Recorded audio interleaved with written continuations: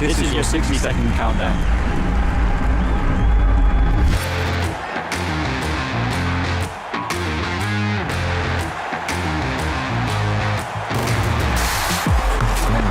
Just swept away. Yeah! Got straight through.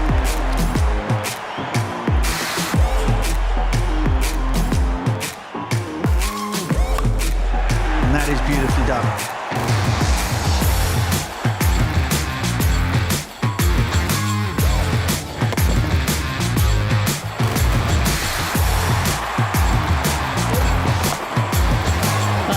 Very good off the bat.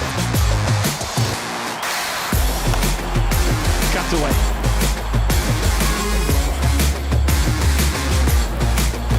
Oh my goodness! 10, 9, 8, 7, 6, 5, 4, 3, 2, 1. It's game time.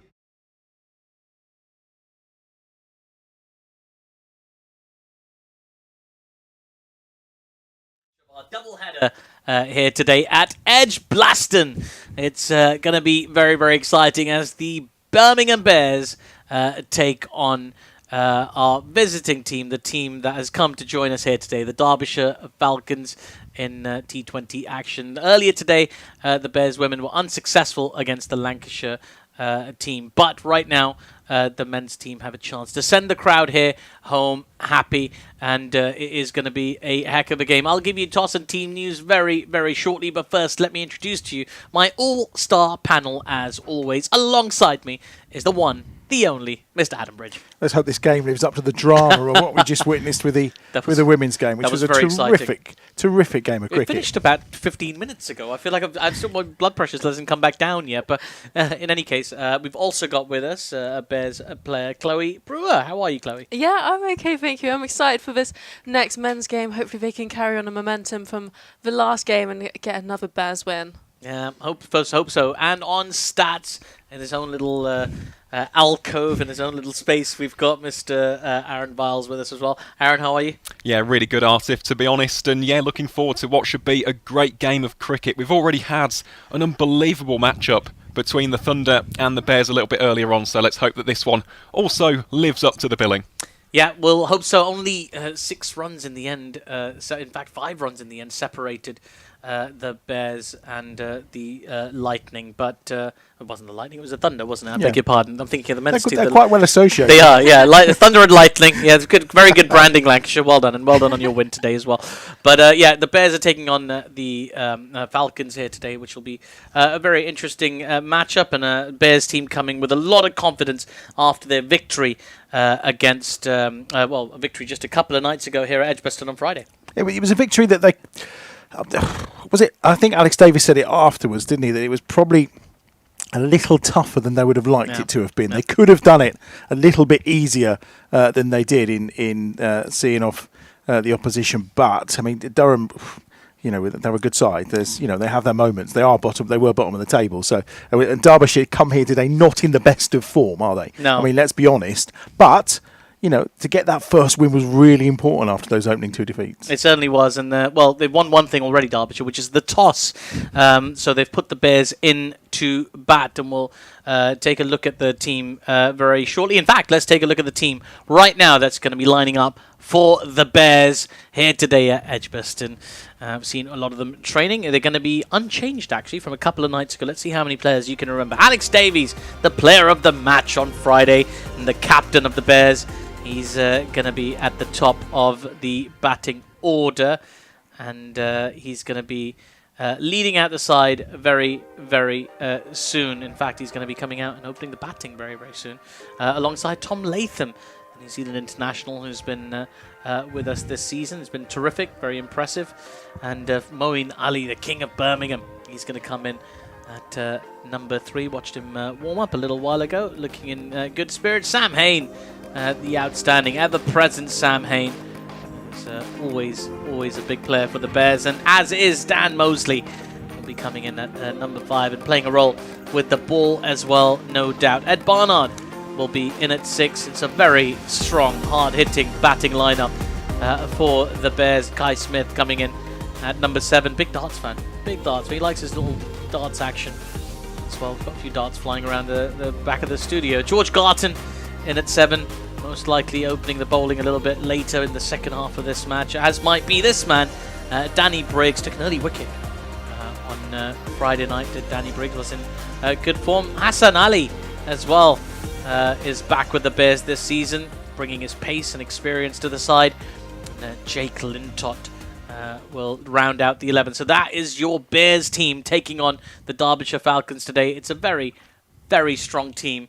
Chloe, I mean, that's just a team full of stars, isn't it? Yeah, absolutely. I feel like you can rely on anyone in the dressing room to pull out a match-winning performance, and hopefully we'll see one of those today. Well, match-winning performance is what's needed at the moment as well. The Bears looking to recover after a mishmash start to this campaign. We'll have a look at the tables, the points table, very, very shortly. But like, to build on that momentum of that win on Friday is very, very important to get back into the winning ways. We've been slightly spoiled over the last few years with starts of the seasons from the Bears. They tend to win a lot quite quickly. They have to. Obviously, Yorkshire are missing a few players on Friday, so it was a good game to win. I think the key would be more about the performance, really, because if you take take aside the opening innings against the Outlaws, where they batted superbly at Trent Bridge, which is always very batter friendly, isn't it?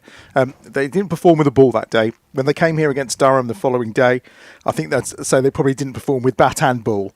So to actually have Yorkshire in a strong position, which they were, and then kind of rein them back in when Jake Lintott took those couple of wickets in the middle of the innings in that over, and to restrict them in the manner they did, I think just showed a slight return to what we're used to of an Alex Davis side in the field.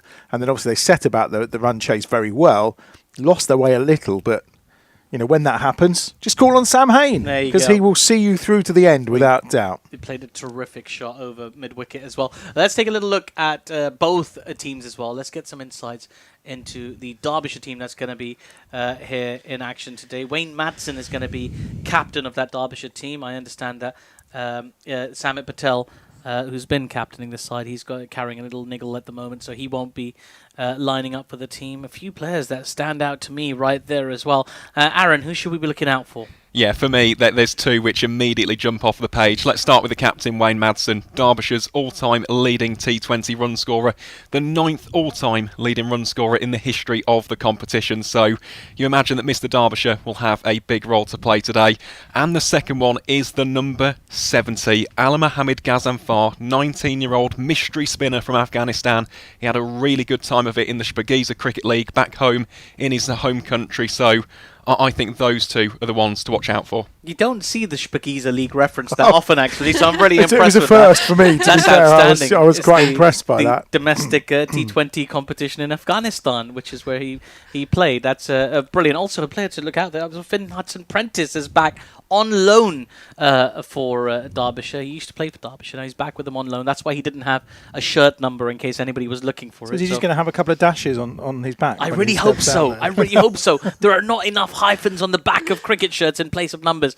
Look, it's a decent team. I mean, you'd expect on paper. I think it's fair to say there's no bias involved here, but I feel like the Bears look much stronger on paper. Is that fair to say? It is. And there's an ex-Bear in there as well, Alex Thompson. Yes, of course. Of course, who used to ply his trade here. I think that's the case. I mean, look, you can. We've all spoke to people from the Derbyshire side of things who are less than positive, fairly sceptical about Derbyshire's chances of getting a decent run on this season. However, the record against Derbyshire here at times can be quite sketchy, can't it, Aaron? Yes, it can. So actually, if we take a look at the last 3 matches here at EdgBLASTon, Derbyshire have won 2 of them. And in fairness, they've done very well in those 2 matches. Wayne Madsen and Laius Deploy being the respective destroyers in chief, I suppose, for the Falcons. So I don't think you can look at this game as a cut and dry result by any stretch of the imagination.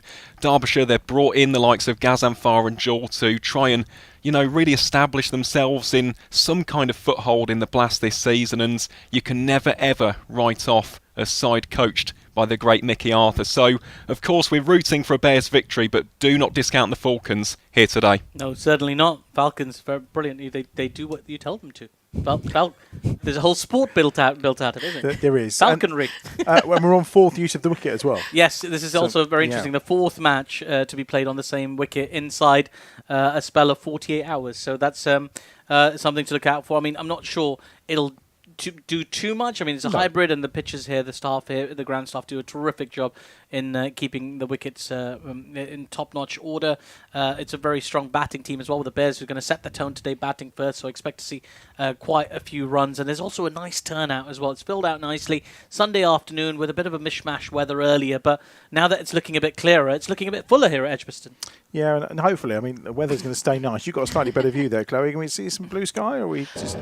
It looks light, doesn't Yeah, it? a bit of sun over that way, a bit of blue sky, hopefully, but hopefully it will stay dry and nobody's umbrellas will have to come out again. No, they've done well to bring them in, and if you want some umbrellas, or indeed you want some funky merchandise like the stuff you've just seen modelled by us here in the studio, go to the club shop. You'll find it all there.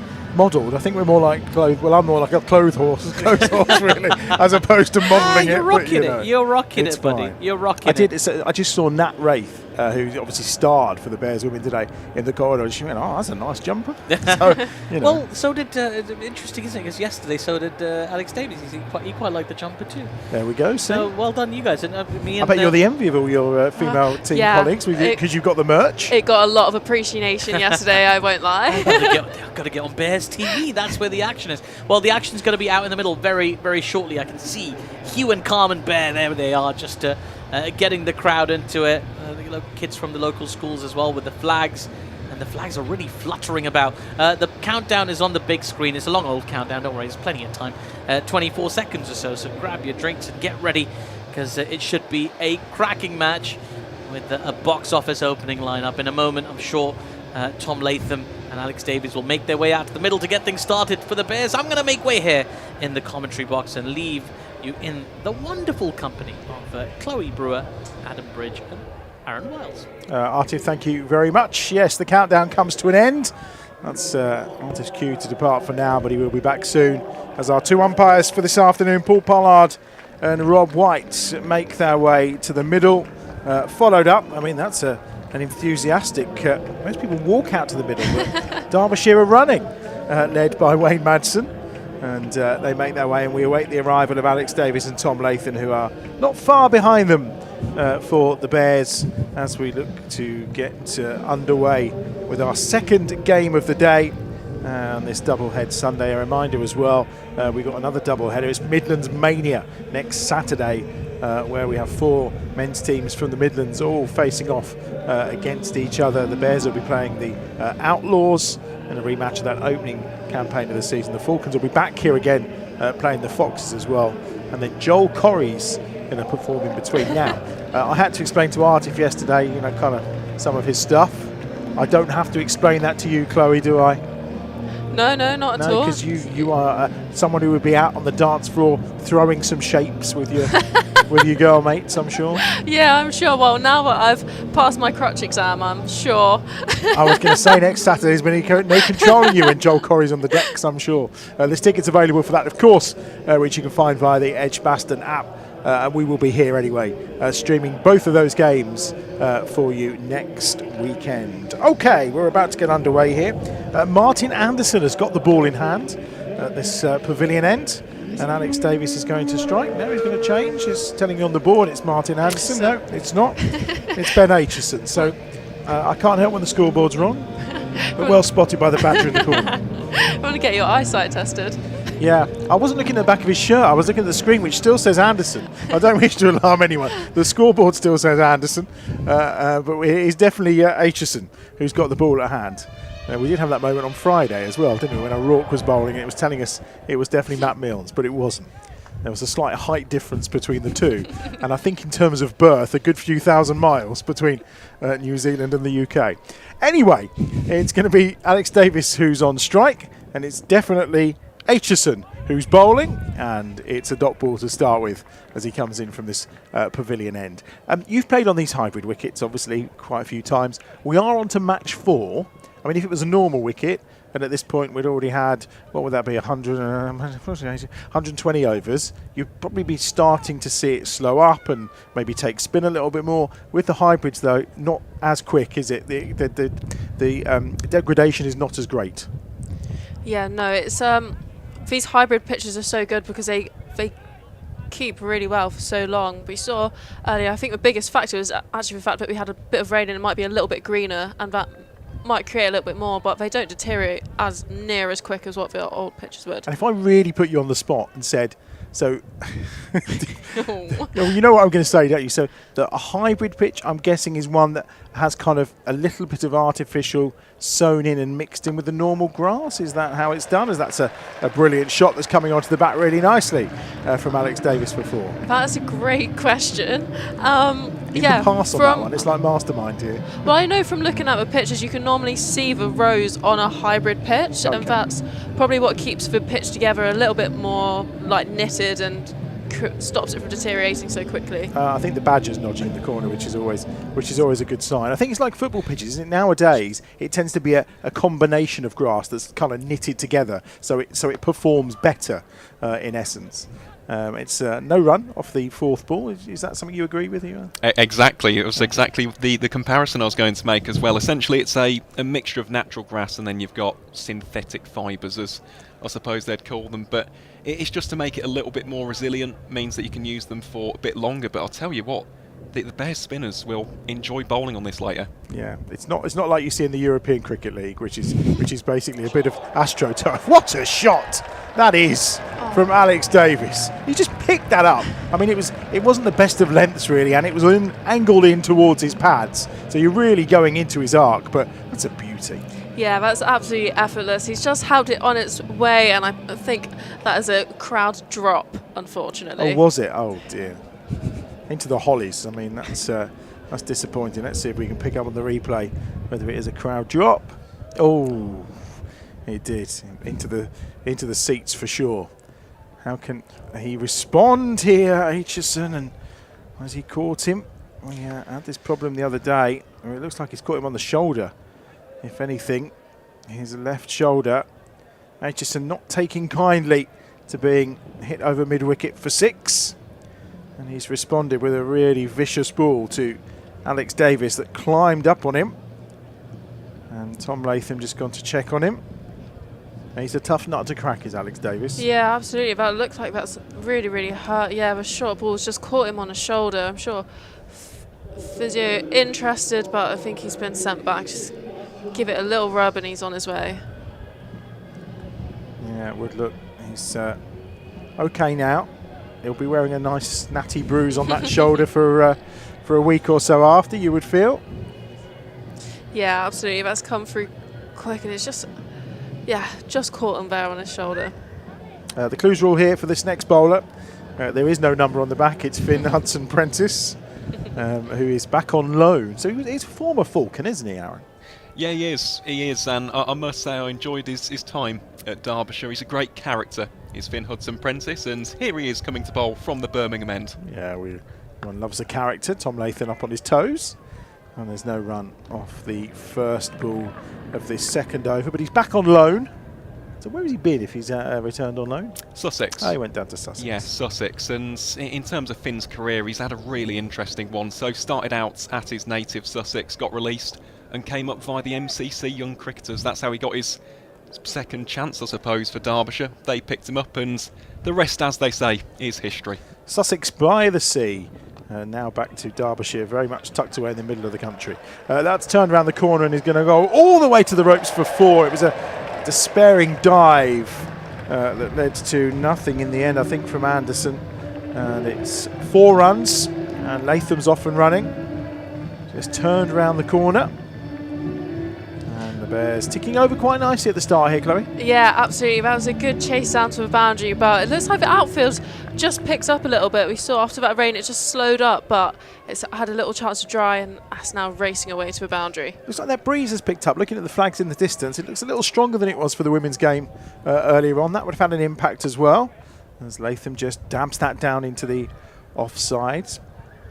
And they complete the single.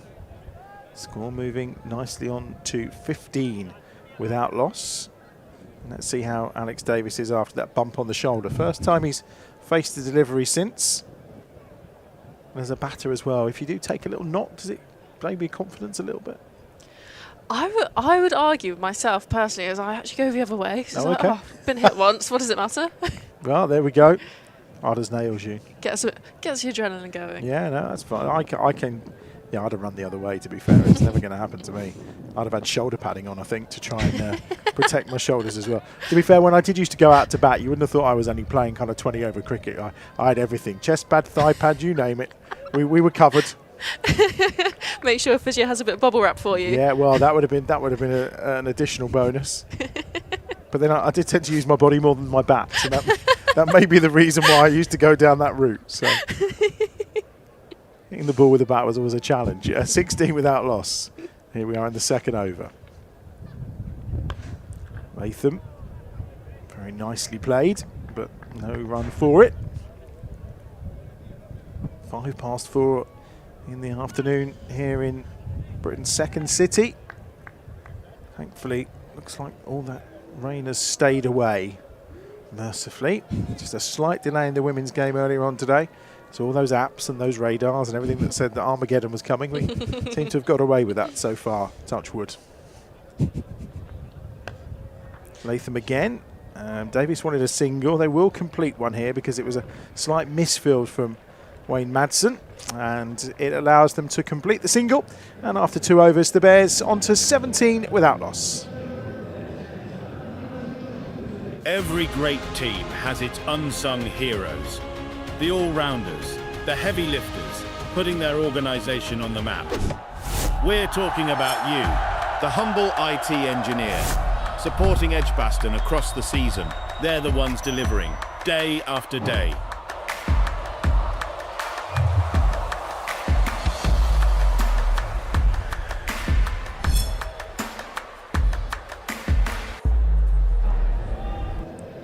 Well, here we go. We're going to see the first bit of spin of the afternoon in the third over, and the badge is very excited in the corner. Oh, I am. I'm a big fan of Ala Mohamed Ghazanfar. As I said, he's a mystery spin bowler, possesses a really good carrom ball, so watch out for that. It's very similar to what Art Ashwin delivers in the IPL. And I mentioned about those stats in the Shpagiza Cricket League. 18 wickets in 9 matches, the second most economical bowler as well, behind only Rashid Khan. So watch out for AM Ghazanfar. And Ghazanfar is in, and immediately driven back by Latham. Good start, right on the money immediately. You an expert in that cricket league as well? And, I'm going to leave it to Aaron to be the expert on that one, if I'm honest. Probably best, to be fair. Here's Ghazanfar again. Swept by Latham and swept well for 4. It's a really nice shot, that. Early decision, early execution, and one of those that was done with enough power to make the fielder not even think about it. Yeah, that's such a lovely shot. He's just helped it on its way. He's identified that there's so much space out there, and he's just beaten out. It looks effortless. Yeah, much flatter, quicker delivery that time from Ghazanfar. Probably got the treatment it deserved as well. The Bears move on to 21 without loss in this third over. Just changing and coming round the wicket. Yeah, that's really smart cricket, forcing a bowler to change their plan only after 2 deliveries. Latham again drives this time, Madsen fields. And there's no run to the total. Good scouting network to pick him up as well from the Afghanistani league. Absolutely. Aaron is your #1 pick, isn't he? Honestly, I do love watching this guy bowl, and here he is too, Tom Latham. That one will be tucked away behind the corner for a single. In terms of his cricketing story as well, it's very interesting. In terms of his action, you may be able to tell it's a little bit unorthodox compared to your tried and tested finger spinner. It's because he started out as a seam bowler, and he kept on bowling off cutters, and one of his coaches said, "Why don't you become a spin bowler?" And so he did. And that is the story of Ala Mohamed Ghazanfar, and he is just absolutely exceptional. I remember in an ODI against South Africa, he bowled a double wicket maiden as well. So also very shrewd, very sharp, very wily character. Yep, Trotty will love him, I suspect. There's no doubt about that. 22 without loss. 2 balls remaining in the third over. Good start, both batters on 11. Yeah, absolutely. They've started off quite hard, but no silly shots. They've just hit what's there. Yep, that's not a silly shot. That's into a massive gap, and it's over the ropes for 6 from Alex Davis, his second maximum, and he's only got 17 on the board. And Davo starting to go through the gears already. Just got his left foot out of the way, didn't he? Front pad, swings through the line. Very nice shot. Yeah, absolutely. That corner region's pretty open, only having a deep square and long on out on the boundary. That leaves a massive gap there. So even if he did miss time it where he absolutely middled that, it would be fine. Ghaznfar conceded 11 of his first 5 deliveries here. Run rate just shy of 10 and over as things stand for the Bears. A couple of field placement changes. And Davis is forced back. Good response from Ghaznfar there to end this third over. 28 without loss then after 3 overs. Don't forget, as you're watching on from the stream, you should give us a like. And also there's a poll up and running just to get your views on how many you think the Bears will score this afternoon. So get your predictions in. What do you think they're going to score? The poll is on the stream just down below. And leave your comments too if you want to. We love to hear from you if you want to get in touch. So like it, have a go in the poll and leave your comments as well as you're listening this Sunday afternoon and watching this Sunday afternoon. 3 overs gone then, 28 without loss. And coming in from the far end is Aitchison again. 10 off his first over that was bowled from this pavilion end. So change of ends. We'll be looking for a slight change of luck. And Ghaznfar, I think, he's just not put his jumper back on yet. So We're having a little bit of wardrobe issues at mid-on. There we are. We are ready to go. Turned off the pads by Latham. 1 more to the total. So no Samit Patel today for the Derbyshire Falcons, which I know has upset Aaron in Stats Corner tremendously because he was all ready to reel off some great Samit numbers to us today. I was, yeah. Second leading wicket taker in the history of the Blast. 34 wickets behind Danny Briggs, though. I'm sure that's something that we'll mention a little bit later on. But I imagine Jake Lintop will not be too happy about that lack of matchup. 29 without loss, cut away by Davis. That's done almost effortlessly. He's used the pace there just to guide that ball out to the covers boundary. And it's 2 to the total. Yeah, that was a really good bit of fielding out there. Added pressure from the Holly stand, of course, but he's Superman dive and save the boundary there. So just 2 from it. Yeah, quite a few in the Hollies away to our, as we look out, right-hand side. Aitchison in again, onto the pads this time of Davis, tucked away towards the boundary again. Don't think it's going to go for 4 hits. Oh dear. Well, that's not the best attempt at trying to cut that off from Pat Brown, I think. A dive would have probably stopped that, but he chose to kind of go for the lean down and he missed it. Yeah, absolutely. I think a Superman dive probably would have been preferable there to a tumble. Unfortunately, he's just tumbled over it, and yeah, that's tumbled over it and forgot to touch the ball. And then I'm no lip reader, but I think he wasn't very happy about that as he walked back. 35 without loss. Davies on to 23.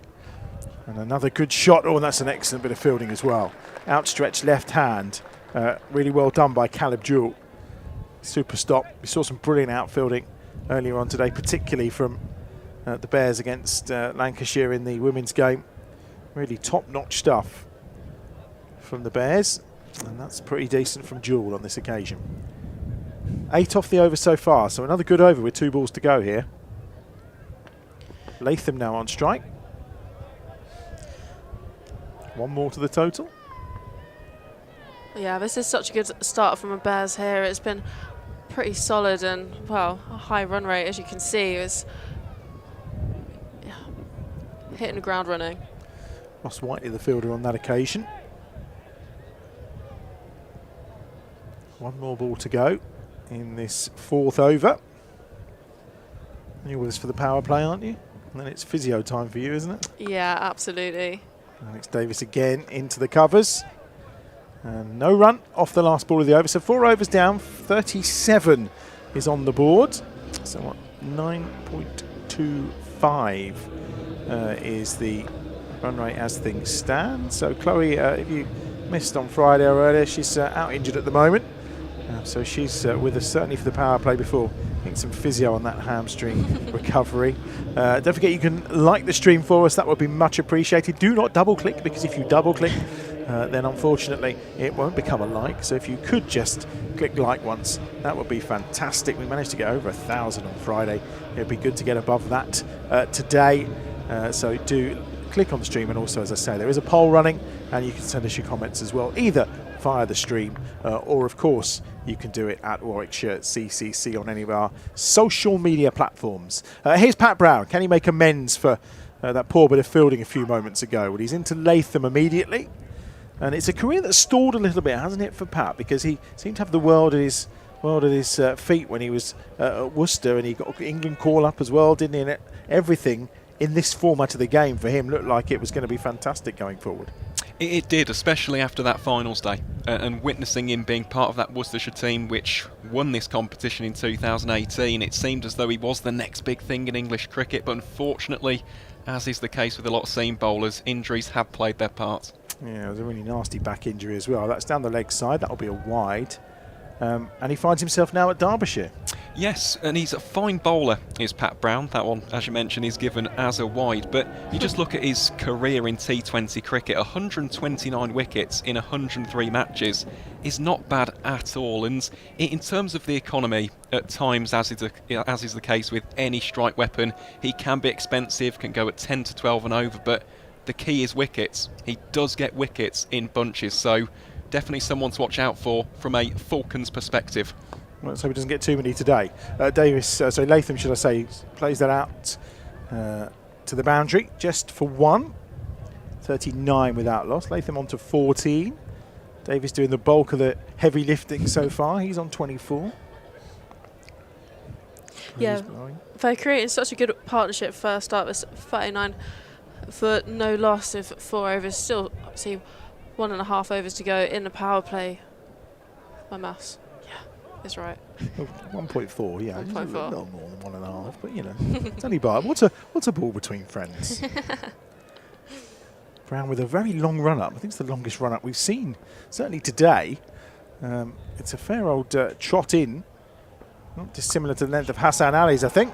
And Dave Ower goes again, and this time it goes all the way over the ropes for 6. Short ball from Brown, dispatched with intent by Alex Davis, and just about gets over the ropes. Yeah, absolutely. That's such a good shot. He's just helped it on its way. He's got his hands through that short and wide one and got what is deserved. Third 6 for Davo.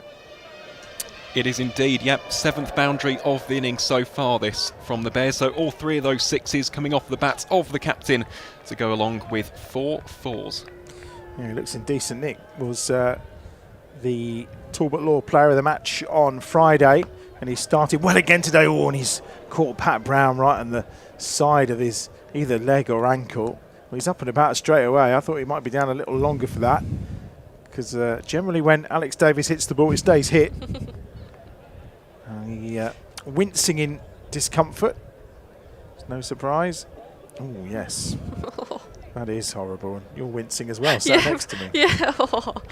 Yeah, that looked like it hurt, but he's done well to pick himself back up. He's just taken a moment at the top of his mark now. He did very well, the way he pirouetted himself down as well. He did that in terrific style. Put some skates on him and he'll be getting a row of 6s, isn't he? Get him on Dancing on Ice, who knows? He does look in a bit of discomfort now, though. And when you've got a run-up that's that long, is the physio going to come on? I think we may see some physio treatment, yeah. I thought that might be the case. Often it takes a few seconds for the pain to kick in, doesn't it? The adrenaline kind of is there for the first few moments, and then you suddenly realise, actually, that really did hurt. Let's see where he got caught. It was around the ankle. I thought it might have been on the right-hand side of his follow-up as well. The physio is just going to have a little look. No surprise. Davo on 30, 45 without loss, and immediately the physio is heading straight off. There we go. So that was short and sweet, and he's okay to continue.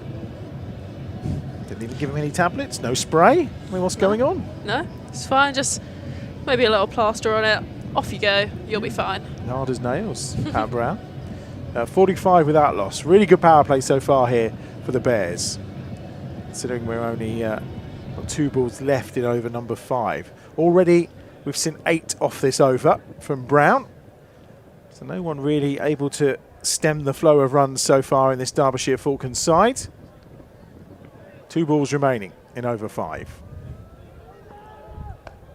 A bit more watchful from Alex Davis this time, and the throw at the stumps from Brown just bouncing over the top. Latham, I think, would have probably been okay, but it's good running between those two there, Chloe. Yeah, absolutely. They've really pushed the fielders hard there. They've ran one to the bowler, essentially, and he's turned around and thrown out almost full power. It could have been a couple of overthrows there if he wasn't careful. He's not limping, so that's a good bonus. I suppose you don't mind overthrows when it's off your own bowling. If that's imagine if someone else had done that, they'd have got the teapot probably. But I think they might have got more than a teapot. Well, yeah. In this instance, that appears to be fine. So Latham's on strike. Score is 46 without loss. Brown the bowler. Oh, he's beaten Latham. All ends up outside the off stump there. Really nice. A little bit of movement too. And Latham just playing inside of that one. And that's the end of the over. And that's 46 without loss, 45 without loss. And just the scoreboard hadn't ticked round quite as quickly as we thought then. And Chloe has arrived. One more, sorry, Chloe's here. Artif's ready to come in a over's time or so. So we ask for your votes on the stream, of course, of the poll. 176 to 200 is the winner there. 47% thinking that kind of score. And Aaron, would that be a kind of par score? It would be. That's very, very good from our audience. The par score here is 178. The only thing to appreciate here, though, it is a used wicket, so we'll have to wait and see. Well, the people have spoken, Aaron. They've not maybe listened to your advice and thinking there, but that's 4 more for Davo. Turns that round the corner. Brings up the 50 as well. 40, yeah, it is 50. Now, I was sure we'd reach to that 50 mark just at the start of the final over of the power play. And that's a nice little shot from Alex Davis, who moves on to 35 and is ticking over really nicely. Yeah, absolutely. This has been a really great power play, and what a partnership to start off the Bears innings. They've done really, really well so far. 50 off 31 deliveries. This time Davis is just cramped for space a little bit by Hudson Prentice. And he'll just take a single, brings Latham onto strike. What are your score predictions? What are the score predictions in the room? Oh, this is a bit early that we're going for this. I was make it quite tricky in the last 5 overs, give us a head start, but well, I think we could see something around the 175 mark. Okay, 175. Aaron? I'll go 180. I'm going at 183. 183. You're going to shoot off, so we'll never know whether you're true, but you can gloat from afar. 183 is what Chloe's thinking. Latham into the ground, no run. Got a lot of effort into that to get very little as he pulled that into the leg side. Current run rate, what's that, 9.2. So we've kind of all underplayed that a little bit, because if they carried on at this current rate, we're knocking on the door of 200. But you feel as this wicket, you know, once they get the spinners going, maybe they'll just slow the scoring up a little. 3 balls remaining in this 6th over. Hudson Prentice in again to Latham, who just plays a beautiful shot off the back foot.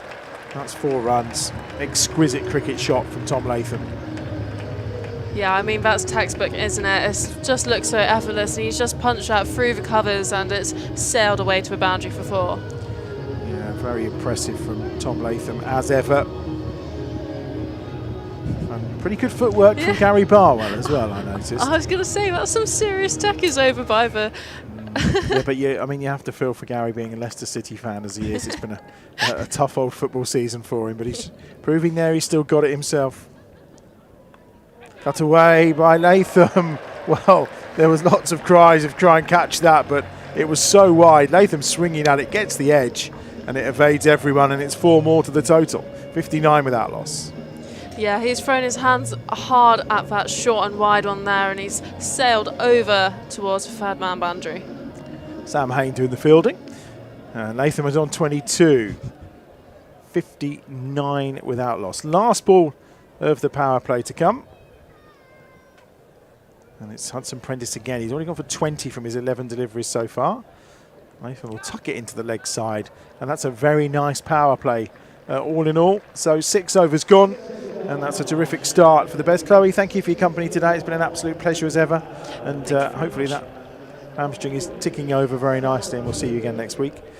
Chloe Brewer then joining us today as ever. Aaron, 60 up without a loss. That's a decent start for the power play today. It's a very, very decent start indeed. The average power play here at EdgBLASTon in 2025 has been around about 48 for 1, so that is some efforts from the home side, and actually that is the second highest power play at EdgBLASTon this season so far, the highest being 61 for 1. That was set by Durham in that victory for Ryan Campbell's men. So yeah, great start this, excellent stuff from Davis, and Tom Latham playing the anchor role quite nicely. Yeah, he is. Both have faced 18 deliveries, funnily enough, and Davis on 36, Latham on 23. Good start, and the return of Ghazanfar went for 11 off his first over, and Atif Nawaz has also returned at the same time. Now we know they're not one in the same person.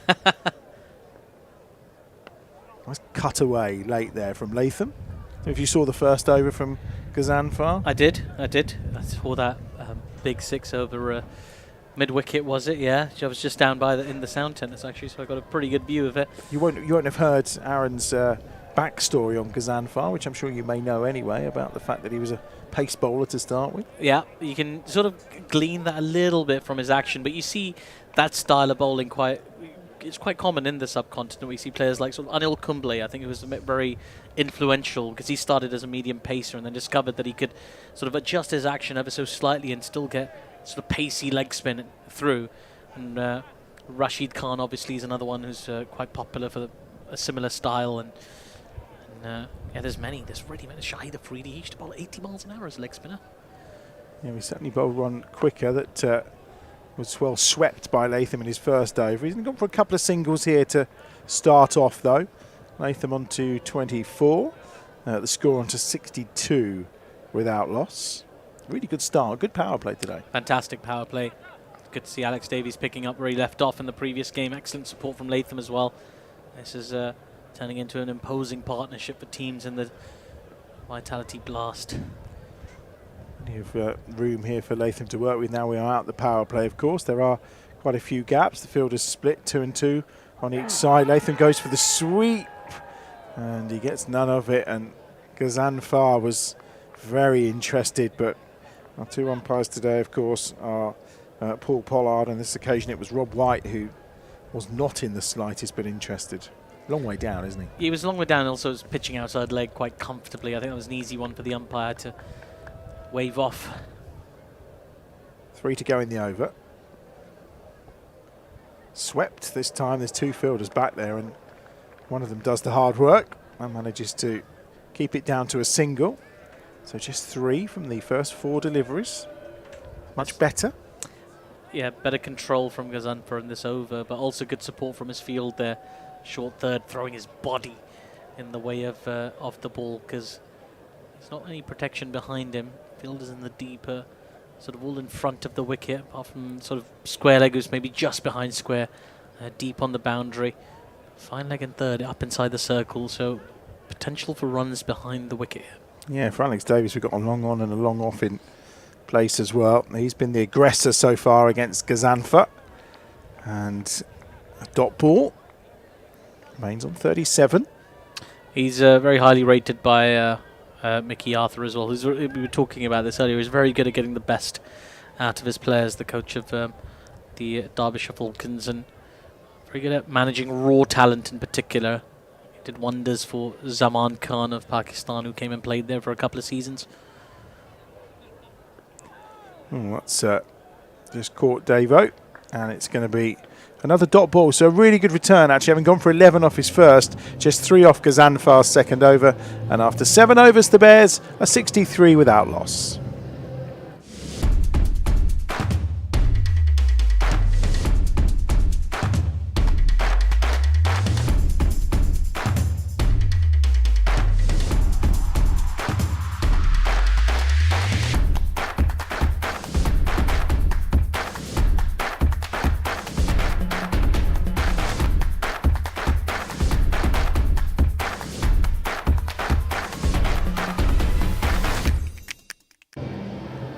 Well, former Bear, Alex Thompson coming into the attack now, Aaron, and his time at the Bears. Have you got some numbers for us on Alex Thompson? Well, he didn't really play too much T20 cricket, to be honest, in terms of overall career. Just the 34th match here today as he comes into bowl here to Latham.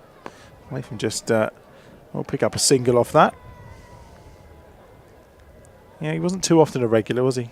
No, he wasn't, but he did have a career best of 4 for 35, so it just comes down to opportunity, of course. At the Bears, we always talk about one spin bowler in particular. Of course, it was the great Jitan Patel, wasn't it? And then in recent seasons, you bring in Danny Briggs, the competition's all-time leading wicket taker. For Tomo, it was just about opportunities, and he's got a big one here today against his former club. Good work of the feet by Alex Davis. They're going to try and turn this into a 2, but it will only be 1 into the leg side. 65 without loss.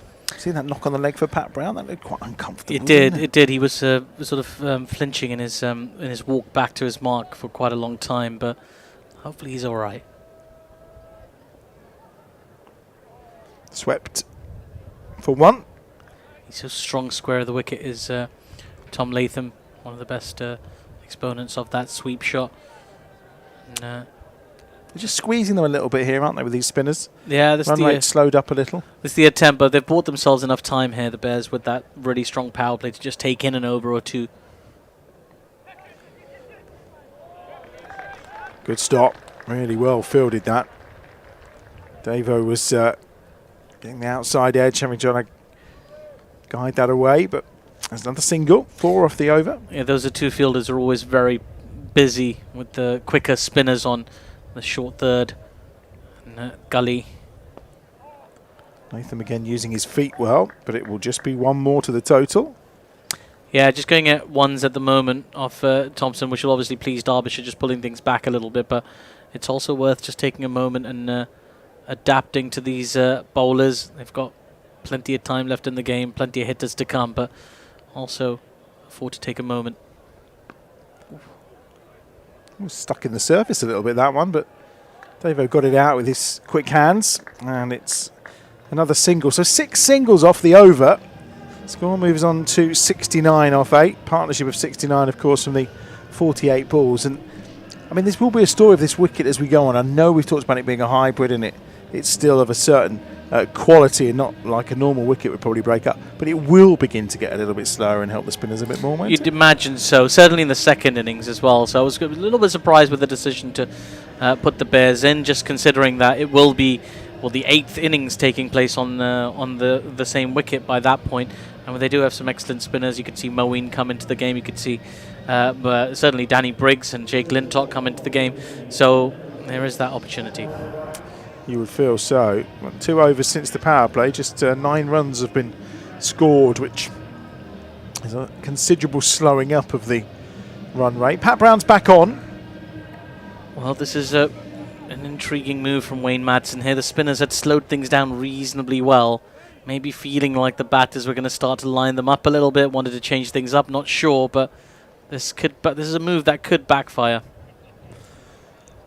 Pat Brown with ball in hand from this pavilion end. To the back foot for Alex Davis. 1 more to the total. He was saying that Pat Brown really unfortunate with injuries, just as his potential England career at T20 level was about to kick in after that impressive performance here for Worcester in winning the Blast. Yeah, he certainly looked like someone who you'd see in an England shirt very sort of imminently in those injuries. The timing of those injuries, of course, is the kind of thing that's many Bears can sympathise with, to be fair. Bears and ex-Bears as well, when you think about Liam Norwell and players who were right on the cusp of an England call-up and just got injured at the wrong time, and it can just take your career into a completely different trajectory. Yeah, certainly did in the case of Pat Brown. 71 without loss. These two put on a decent partnership on Friday as well, didn't they? What was the partnership Friday? They did 103. It was joint for the 21st best partnership in Bears T20 history. In terms of opening... There's an accolade. They'll be putting that on their socials. Here comes Pat Brown again. Sorry, Aaron, I'm cutting across you. It's no run. No, that's absolutely fine. But of course, when it comes to record opening stands against Derbyshire, well, they've got quite a long way to go there. They'd have to get exactly 90 runs from here on out, because that partnership between Varun Chopra and a certain Brendan McCullum in 2015 was 160, which is quite remarkable. I was down by the dugout that night, actually. It was a remarkable innings to watch. Yes, remarkable was the word. It was a terrific game, absolutely, to the point where I think I was trying to talk... who was I trying to talk to now? It'll come back to me. I was talking to one of the players during the innings, and they kind of ran out of good things to say, and that's a lovely little scoop on the full for 4 runs from Alex Davis. For a moment, my heart was in my mouth because I thought it was picking out the fielder, but it was comfortably over his head for 4 runs. Yeah, he knew exactly where that short fine leg fielder was. In fact, he made Pat Brown wait at the top of his mark so he could track exactly where the fielder was standing before playing that shot, and then he knew he just had to get the ramp at the right angle to make it acute enough to be past the fielder at short fine, who's now gone deep now. I think he's won that battle by getting that fielder to get to be sent back to the boundary. Fine leg deep.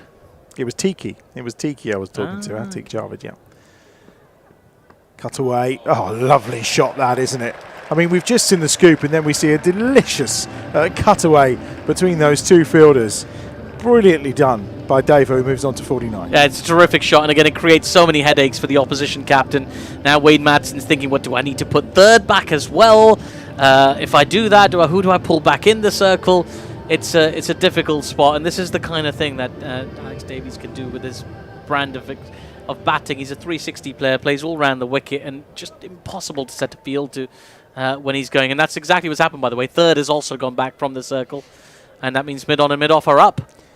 Yeah, I think you get the feeling here that Wade Madsen may have just released the break by taking the spinners off here, and he thinks he's got him, and he has got him. The finger goes up. Alex Davis can't believe it on 49. Well, the view is from umpire White that he's got his glove on that, and the catch is well taken down the leg side. And Davo's on his way. He's not happy about it, and the Bears lose their first wicket for 79. Yeah, if he hasn't hit that, that's a really tough break. On 49, looking so good. Just played 2 exquisite boundaries either side of the wicket. And it was a horrible delivery as well. It was going down the leg side. It's not one where the bowler can claim a tremendous amount of outthinking the batter or anything like that. Well, there's a big celebration straight away from Pat Brown and his team as they take a drink or two as they wait for the new batter to come on. That's really unfortunate because he was looking so strong.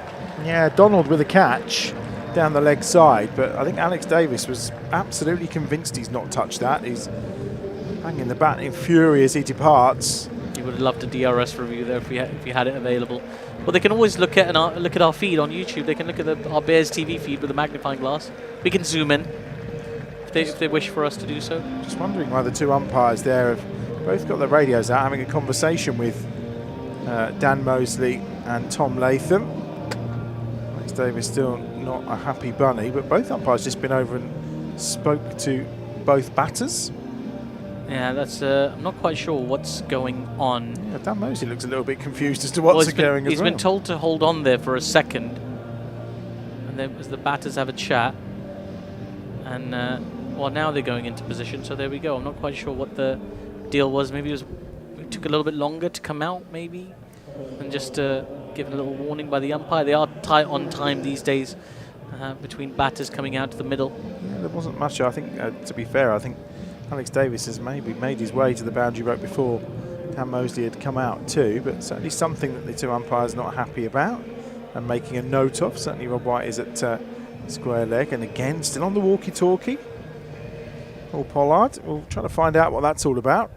In the meantime, Anderson is into the attack, and Latham will just drive that through the covers. It won't go all the way to the ropes, but they will try and get back for a second. This could be tight here, and Dan Mosley is quick between those wickets, and he needed to be. Yeah, he certainly did. Anderson sort of didn't even bother with the attempting to knock the stumps over. He knew that a good ground had been made by Mosley. He's super quick between those wickets, and his partners always seem to reap the benefit of that. Latham's on to 31. And he drives again, classically. It's a lovely shot. And they'll go for 2 again this time, so quite comfortable on this occasion. And that's really good running. And if they can take them 4 when actually they could have quite easily settled for a couple of singles here, couldn't they? Yeah, I mean, there was only just to the right of the fielder at mid-off, at long-off, sorry, and they, they turned and took 2 like it was never a moment's hesitation. They decided it was going to be 2, and they made it so comfortably in the end. Really trying to keep the pressure on this Derbyshire Falcon side in the field. This time Latham nowhere near as good a contact as he made with those first 2. And it's a dot ball. Dan Mosley will be looking to have an impact on the game today. You can feel sure he loves it when he's kind of in the midst of everything that's going on for this Bears T20 side. And he's a star player.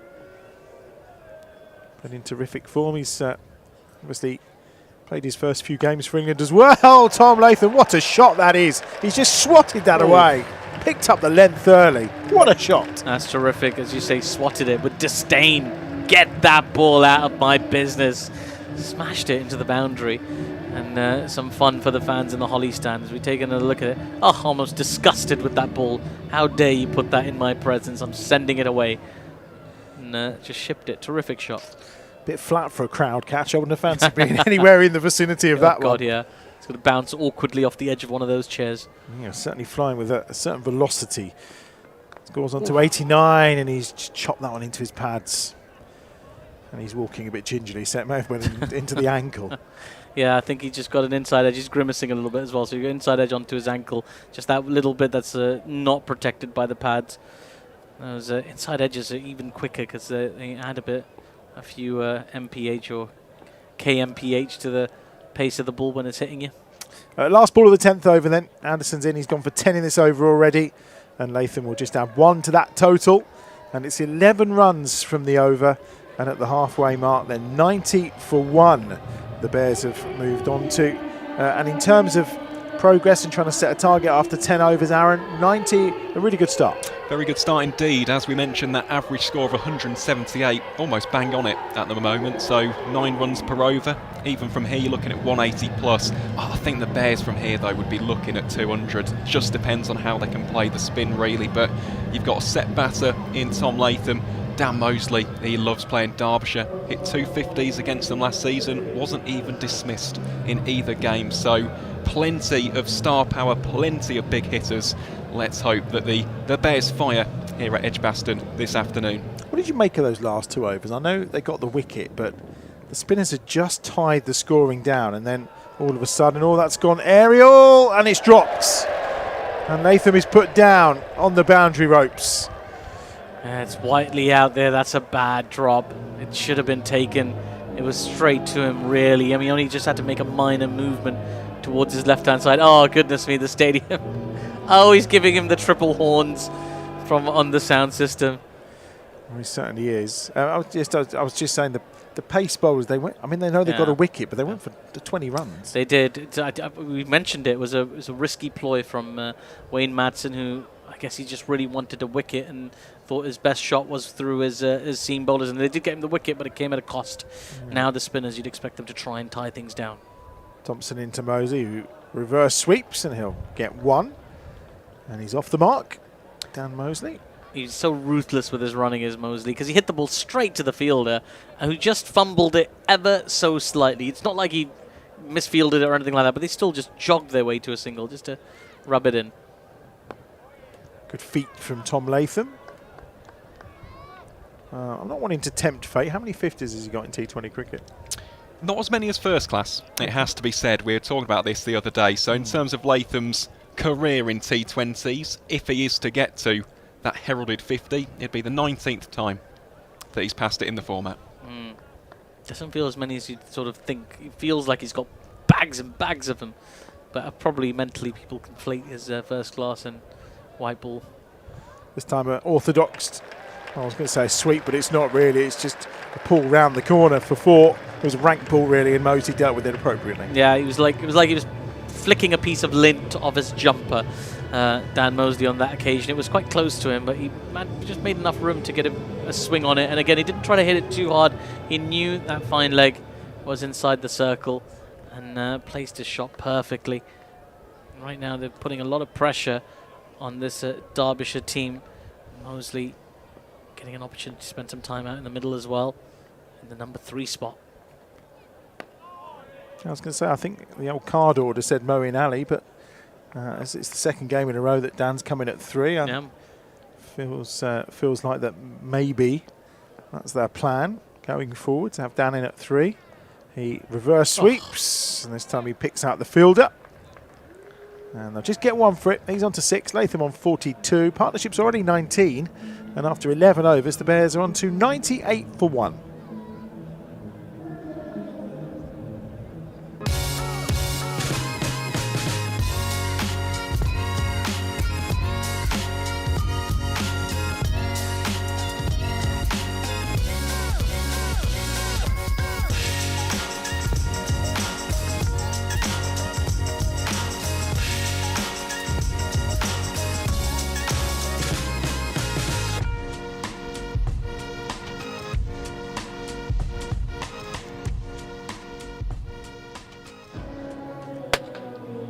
Spinner is back, Gazanfar, this time having a go from the City end, the Birmingham end.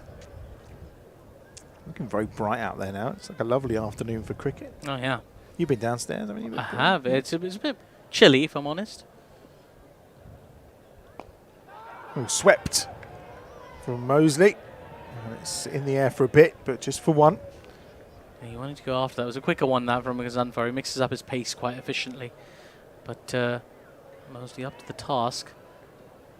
He does try and bowl it on, basically tries to bowl a different ball every ball he's bowling, does Gazanfar. He's all about the variations and makes him very difficult to line up. You often see him bowl his overs on the bounce, although he's done each of them separately so far today. Sweep from Latham. A bit finer this one. It's well fielded. And it will just be 1 to the total again. It brings up the 100 though for the Bears. 2 balls into over number 12. And the century is there. And Latham edging closer to a 50. They've batted very well so far, the Bears. And they're set up to deliver a big total here at EdgBLASTon. Oh, Mosley's missed that. Quicker ball again. Seam up that time. He opted to bowl that one seam up, which is intriguing. Giving Dan Mosley a bit of his own medicine. We'll try and bounce him next, you watch. I reckon it'll be a flighted one next. I think that's what Mosley's banking on. He's gone deep in his crease. Wee, was a flighted one as well. Just gets that little tickle on it round the corner. Which I think we did. When did Dan last score a 50 for the Bears in T20? Well, it was last season, of course. I think it might have been the big one against Worcestershire. Who again, he loves a game against Worcester, doesn't he? We'll talk about that on Derby Day on the 20th of June. Tickets still available, of course, for the Bears Pairs Derby. Can't wait to show him my hoodie. Oh, that's a shot from Latham, that is. It's over the top. Whatever Ross Whiteley tried to do, he can stretch arms up. He can do whatever he wants. He's not getting near that. 6 more to Latham, who moves on to 49. That's a terrific shot. Beautiful contact. Didn't even follow through with the bat, really. Just checked his shot, and it went flying into the fence. Bounced off the fence, back onto the field of play. As Whiteley was slightly chasing his tail. And it was remarkable. That was a no ball as well. Oh, free hit for Tom Latham on 49. Couldn't ask for a better opportunity than a free hit on the cusp of your half century. Slightly slower ball, swept again, and that's going to be 4 more. And it is a first Bears T20 50 for Tom Latham, who moves on to 53 off 36 deliveries. And the Bears on to 113 for 1, but that's a brilliant innings from the New Zealander. It really is. He's just sort of lived in the shadow of Alex Davies a little bit in the last couple of games, but just demonstrating why he's a highly rated here today. Plays some terrific shots, can be quite dismissive and massively demoralising for bowlers. We can dispatch with ease, particularly when he's set. Now he's looking dangerous. 53 off 36 balls. And Gazanfar is taking a little bit of a hiding here. That's the 30th run to come from his 3 overs so far. 114 for 1. And the numbers behind Latham's half century, and I think they probably bear up something you said to us the other day about he scores most of his boundaries in T20 in the form of 6s. Well, it's interesting because today actually it's 5 4s and 2 6s. Okay. So even then it's still a decent amount, isn't it? It was 20% of his overall runs in T20s came from 6s. 12 out of 53, pretty much there or thereabouts. So very impressive this from Tom Latham, and you look at that strike rate, 147.2. So he was playing second fiddle to Alex Davis, but ever since then he's played this quite superbly. Well, Alex Thompson's back into the attack, his third over, and it's just down the ground from Dan Mosley. Oh, sorry, from yeah, it was Mosley, wasn't it? Yeah, there's an opportunity here for Tom Latham to go really big. Still 7.5 overs to bat, and he's seeing it so well, middling almost everything he's going after. Well, this could be something. We could be watching the start of a big innings here from Tom Latham. Could be. Mosley on strike now. Comes down the ground. Lovely shot. Inside out. That's a beauty for 4. Terrific. Just came down the track, and there wasn't any adjustment at all from Thompson. He just let the ball drop on the length that he aimed for outside off stump. Mosley had manufactured the room and got underneath it nicely. Just had to clear that infield. As you say, inside out. Picks up a boundary. It's a relentless assault at the moment from the Bears. And well, if you look at Donald, the wicketkeeper, there in your frame with his hands on his waist doing the teapot, that gives you an indication of the frustration that's being felt by Derbyshire right now. Well, this time Mosley will try and sweep. That's a wide. And I'm not surprised they just changed the line, because they have got 3 fielders out on this leg side. It's an interesting field setup, really, isn't it? Because, again, Thompson not really bowling perfectly to his field here. This time it's short and pulled, but the advantage of that is that he's got fielders out there. Yeah, he's got to try and find a way to bowl to his field now, Thompson. They've got to think. They've been thinking quite attacking for large chunks of this innings of Derbyshire, but they have to maybe consider just being a little bit defensive and just trying to tie up the scoring, as they did with those 2 overs after the power play. That was a good phase for them. Just didn't stick by that strategy. Run rate getting up again, over 9.5 towards the 10 mark here for the Bears. Already off this over. Maths is just kicking in 8. Yeah, 8 off the over 8 off so the far with 2 balls to go. So, I mean, we're heading towards a total. It's going to be in and around the 200 mark as things stand. Certainly. They carry on like this. Oh, and he's gone. Well, Thompson fortuitously gets the wicket of Mosley, who swept and it seems to either under-edged it or maybe come off his gloves and onto the stumps. And it almost dribbled onto them, but he's on his way. Mosley's gone for 13. It's 1-2 for 2. That's a disappointing dismissal for Mosley. He was lining up his sweep shots quite well on that occasion, just getting through it a little bit too quickly and getting a little bit of a glove onto it. We'll take another look at this. I get the feeling just took a little bit of glove and he didn't really pick it up. Yeah, just off the arm, in fact, and it just bounced. He thought it would just go down the leg side. Didn't realise it was going to trickle onto his stumps. And Mosley has to go, and he'll be very disappointed. It was an opportunity to impose himself on this game. His partner's batting with freedom. He could join him and bat with some freedom.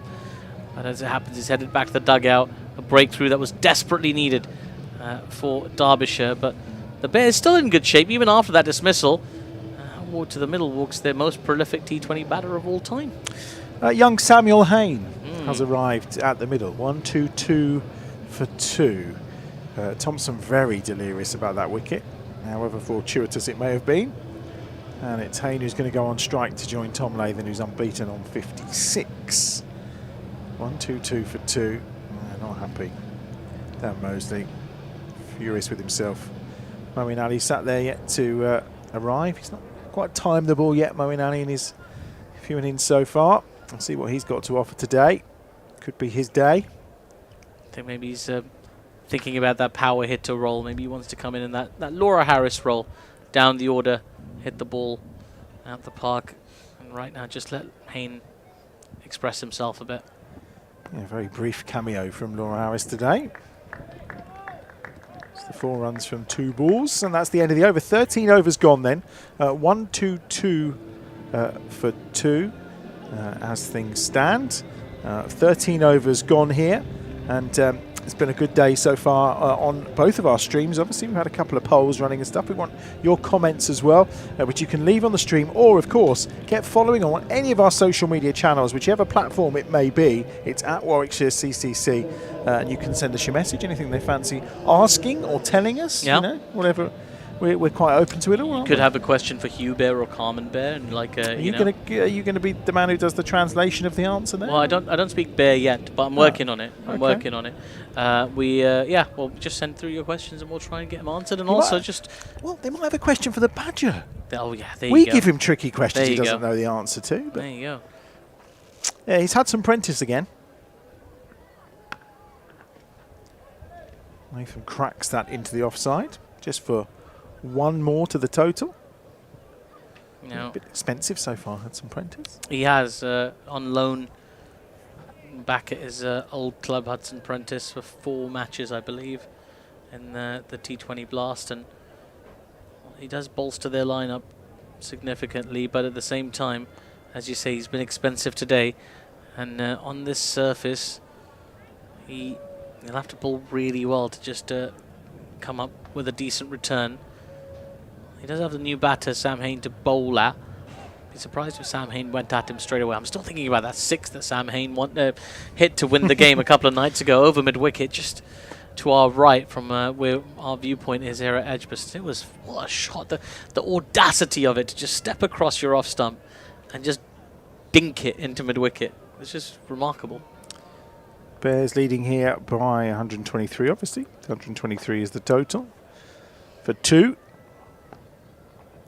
Just off his stump, Sam Hain, for a single. Sam Hain, I think, is the only player who puts extra product in his hair before he comes onto Bears TV. Just chucks a bit of a styling wax or clay or whatever it is these kids use these days. I'm not calling him out for anything like that. I'll leave that to you. Which I don't know, with the product, right? I mean, in my day, you sort of had hair gel. Gel was the thing. Yeah, sometimes you'd use gel's not the thing nowadays. No, they use remember everything. Remember those big gloopy pots you just put your hand into and grab a load of it and away you go? It's not any of that now. It's clay and... Well, like the Steve Martin. Do you ever see the film Dirty Rotten Scoundrels? No. Steve Martin, Michael Caine. You love Steve Martin. We've had a few Steve Martin references. Well, Steve Martin today. and Michael Caine, they were in a film where he takes a big gloop of this pink gelatinous thing and chucks it on his head, and it's a funny scene. But you should. It's a really good film. I recommend it. But anyway, that's what. So Hain is quite. Yeah, but it is clay, concrete, various other things now, isn't it? Paste, powder as well now. Yeah. Oh, is it powder? Yeah, powder. No, isn't that? Oh, what a shot that is from Sam Hain. Well, that is. I mean, trying to find the words to describe that. That is absolutely fantastic. It started to come. He dropped it short and he almost adjusted himself to hammer that through the covers. That's terrific. Try to find the words to describe that shot without being disrespectful, as you might say. But it's a terrific shot. It's just the shot of a batter who's just at the top of his game. Just step forward, as you say, complete conviction, not worried about being beaten by the length or anything like that. Hits it through the line and it's just... it was hit with disdain, really, wasn't it? Yeah. 129 for 2. That's got to be a wide, surely. No? No, just the one short one for the overs. I thought that was too short, to be honest with you. Almost tennis ball bouncy that time from Hudson Prentice. He kind of left it, Sam Hain, like he was in the net a little bit. There's a vibe sometimes when he's batting where he's so relaxed, even in sort of tense scenarios. We talked about the chase a couple of nights ago, but he just looks so relaxed, and even the way he sort of leaves, it feels like it's almost like a practice, which can be a good or a bad thing. But when you're as talented as he is, you can sort of impose your character on the game, your personality on the game a little bit, and remind the bowler exactly who they're bowling to. 7 off the over so far, still 2 to come. That's the more casual Sam Hain, worked into the leg side for a single. Yeah, that'll be the over as well. Just missing that dot on our scoreboard at the moment. Yes, that is the end of the over. Yeah. So it is 130 for 2 then as things stand. 14 overs gone, 6 remaining. And in terms of from here, 6 overs, 130. I mean, you would, with the batters to come, you'd be looking to push 200 here, wouldn't you? Yeah, for sure. I think 12 and over at this point is not unreasonable to ask for, particularly with, as you say, the 2 batters out in the middle, the batters to come. Plenty of hitting down that order for Birmingham Bears. So let's see where they end up. But I think anything sub 180 and Derbyshire will be thrilled. But the Bears have got to be looking at 200 at as a first choice at this point. Ghazanfar is going to finish his spell.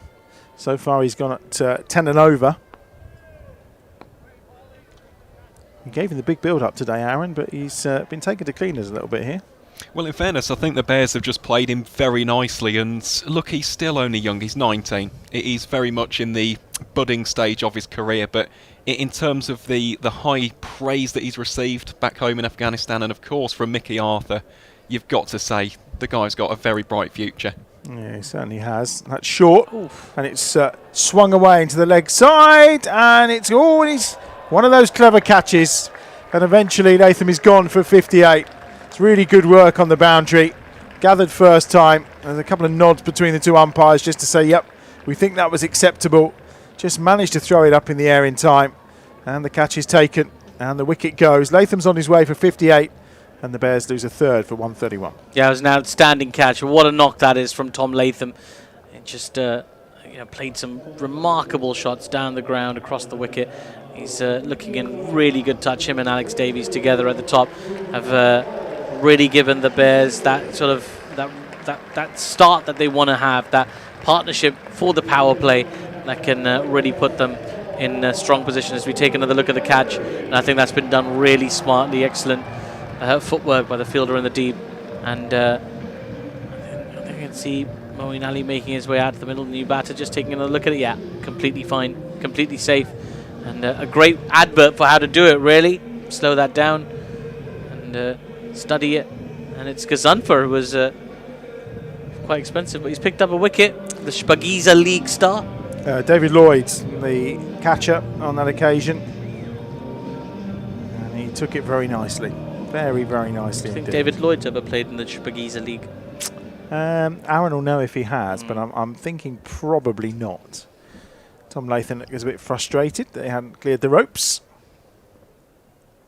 Oof. On the leg side of Moeen Ali. And a wide, yeah. Thought it had to be. Belated signal for wide there. I think he just consulted with the square leg umpire. I'm not sure what the square leg umpire will have been able to add, but either way. He was just trying to check if it had flicked any part of Moeen Ali, in pads in particular. One more to the total. And Moeen is off the mark. Are you not cricketing this summer? You got too much on? I'm playing a couple of games. I'm playing a couple? Yeah, I'm playing in the Content Creators Cup at Derbyshire, actually. Oh, are you? Yeah.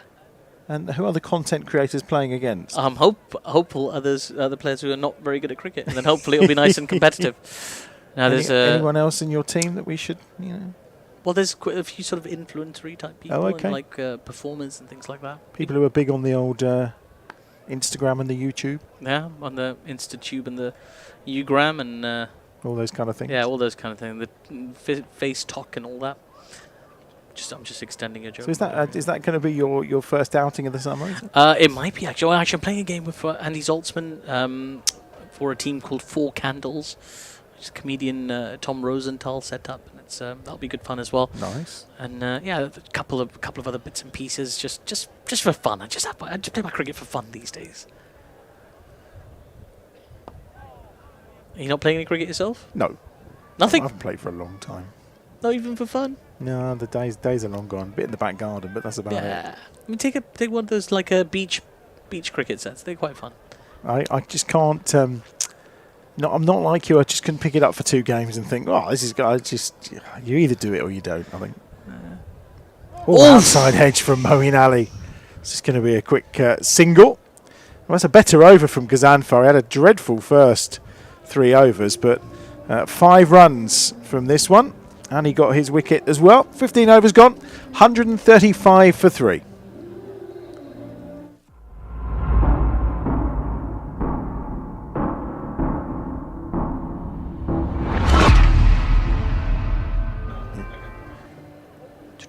Five overs to go then. 135 for 8. So maybe that 200 is potentially just out of reach with the loss of Latham as well. It all really depends, I think, how Moeen gets himself going here. Yeah, they need to have a sort of power play-esque last 5 overs here.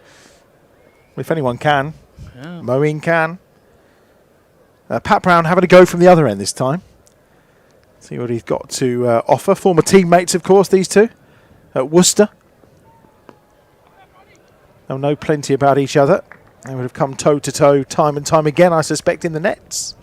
Yeah, they will have done. And I'll tell you what, this should be an entertaining 5 overs, shouldn't it? Moeen Ali, we've seen it for England, we've seen it in the IPL, the PSL, of course, here in England.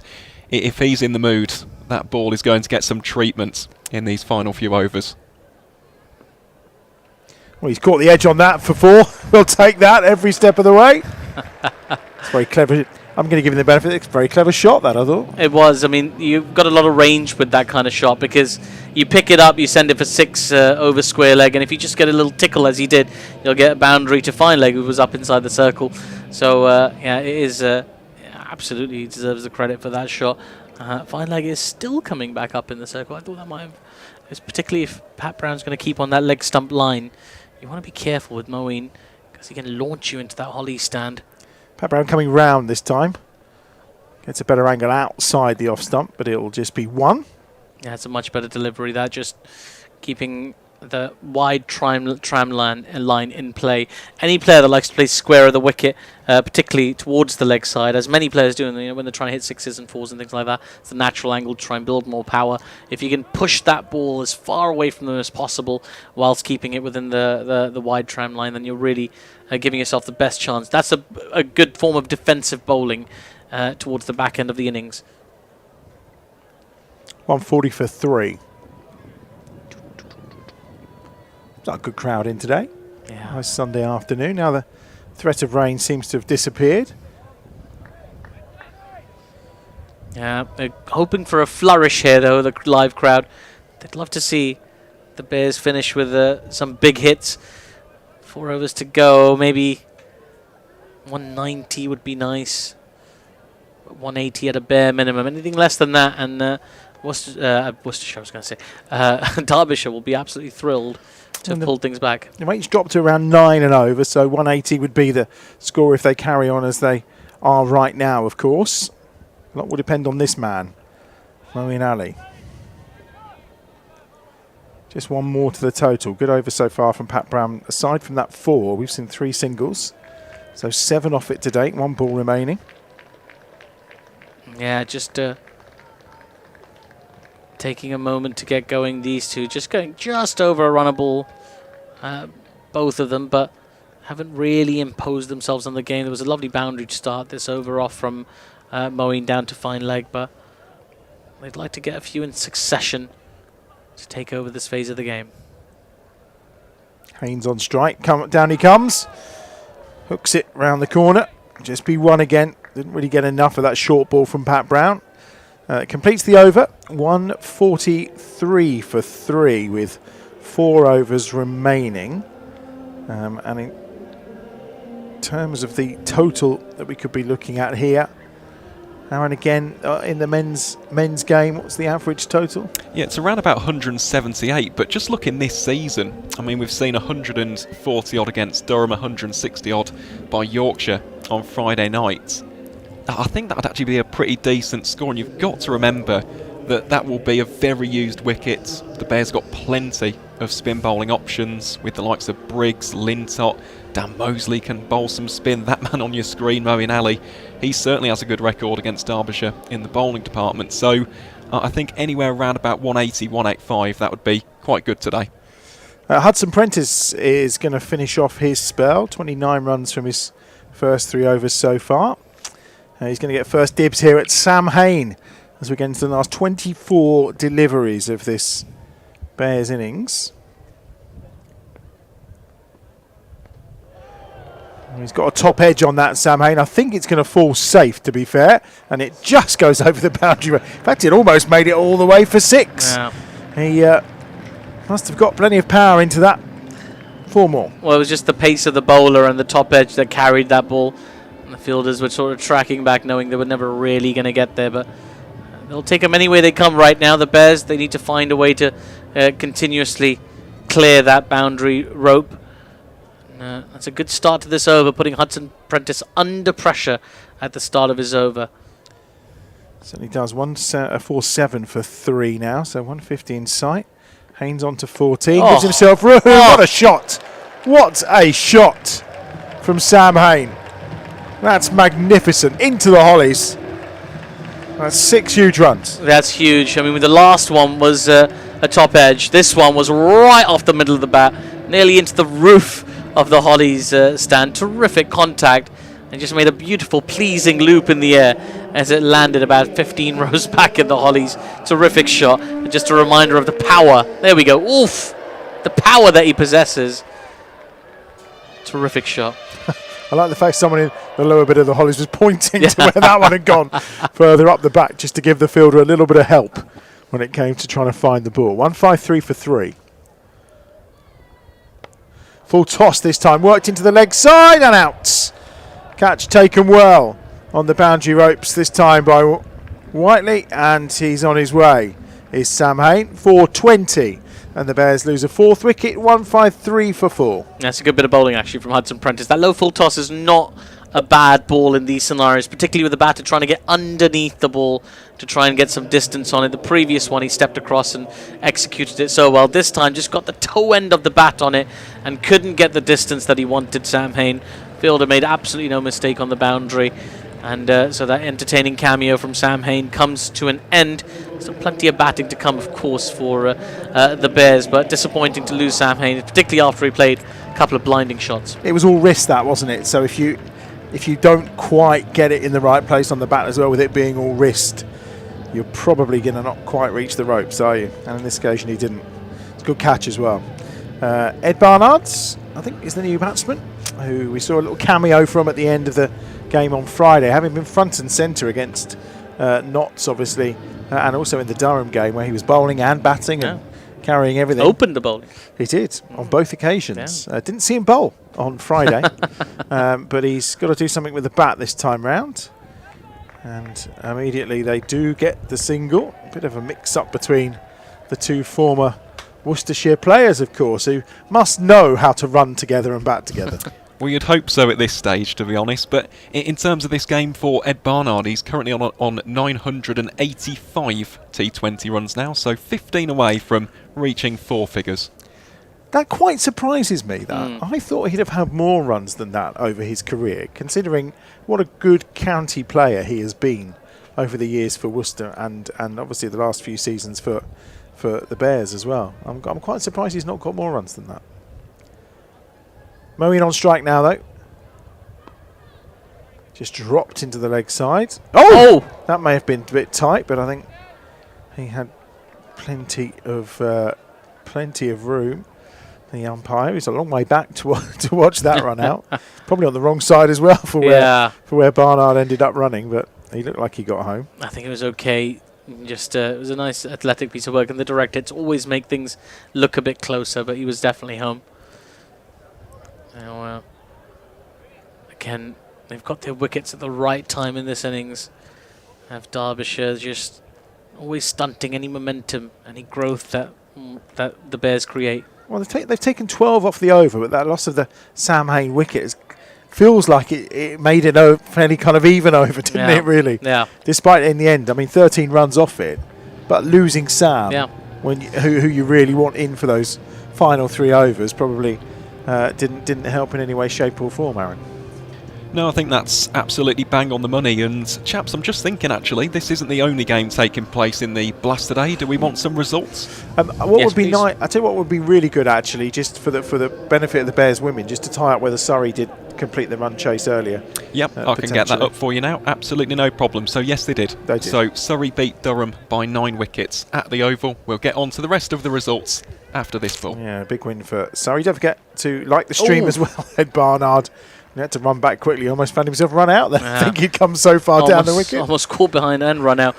Would you also be able to tell us some of the results from Division 2 of the Women's Blast? I can do after this first result, though, Artie, because I think this one will excite you. Are you after a Middlesex result? That might be. Yeah, thought it might be.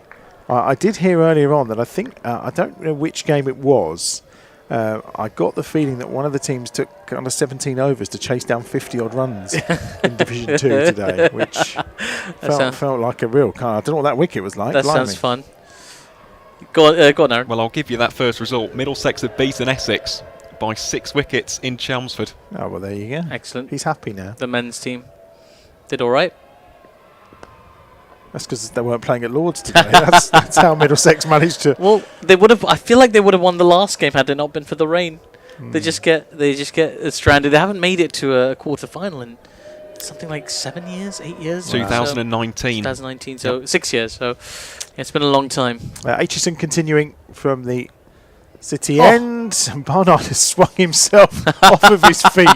I mean, it's a wide. He's ended up on his backside. Probably lucky he didn't crash into his stumps. And the keeper chucked the ball back to him, and he flinched, and he literally chucked it, and like just underarm bowling, and he flinched like it was coming at him at pace. Oh my God! It was a comedy moment, all of that. That's for sure. That's a good Yorker actually from Aitchison, which Barnard has dug out this time.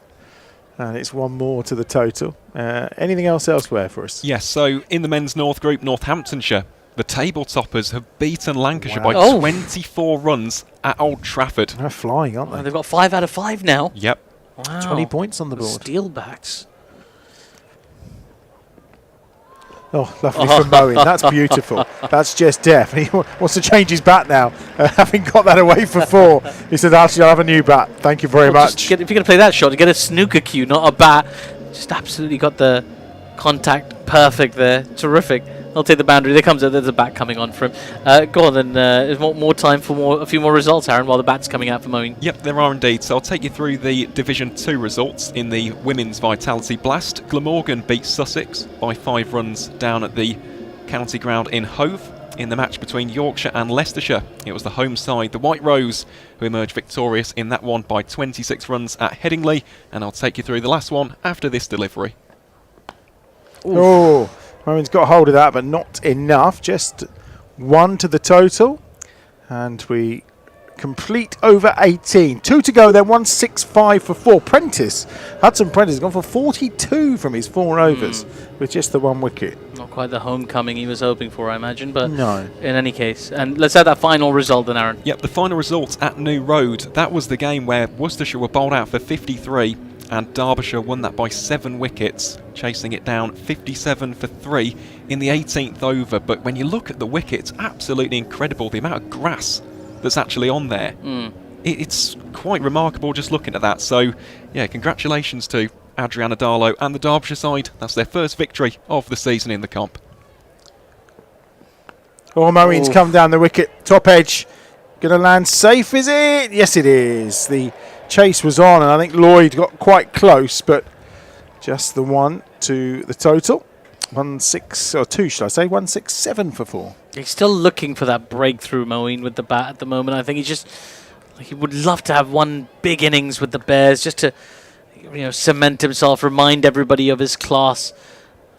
I think right now what he'd like to do is nail one out the middle of his bat into the stands. Yeah, I think that's the thing that's missing, is just not really timing it. That's better. That's better. And that is going into the stand. It's going to the sound tent, I think, almost. 6 runs for Moeen Ali. That's more like it. 173 for 4. Yeah, it's a terrific shot. He's so powerful, is Moeen. So good at letting his arms go. Just took a step back, opened up his off stump and just put his bat through that one. Brute force over long off for 6, but yeah, he's the one that he loves is the one over square leg, over mid wicket. That's the pickup he's looking for. One of those will fill him full of confidence. Brown in again. He's trying to angle it into his pads. He'll get 1 for that. I thought I was about to get it on cue there. He lined up for it, and then it was nice and full from Brown.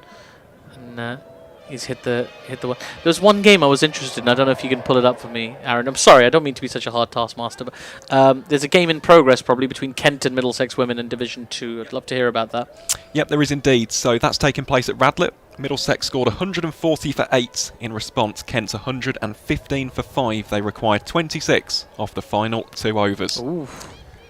174 for 4 here. 3 to come in over 19. Barnard is bowled by Pat Brown. Well, it's an all Worcester affair out there right now. Brown, or former Worcester affair, should I say, with Brown with the ball in hand. And Barnard is the one who goes this time for 4.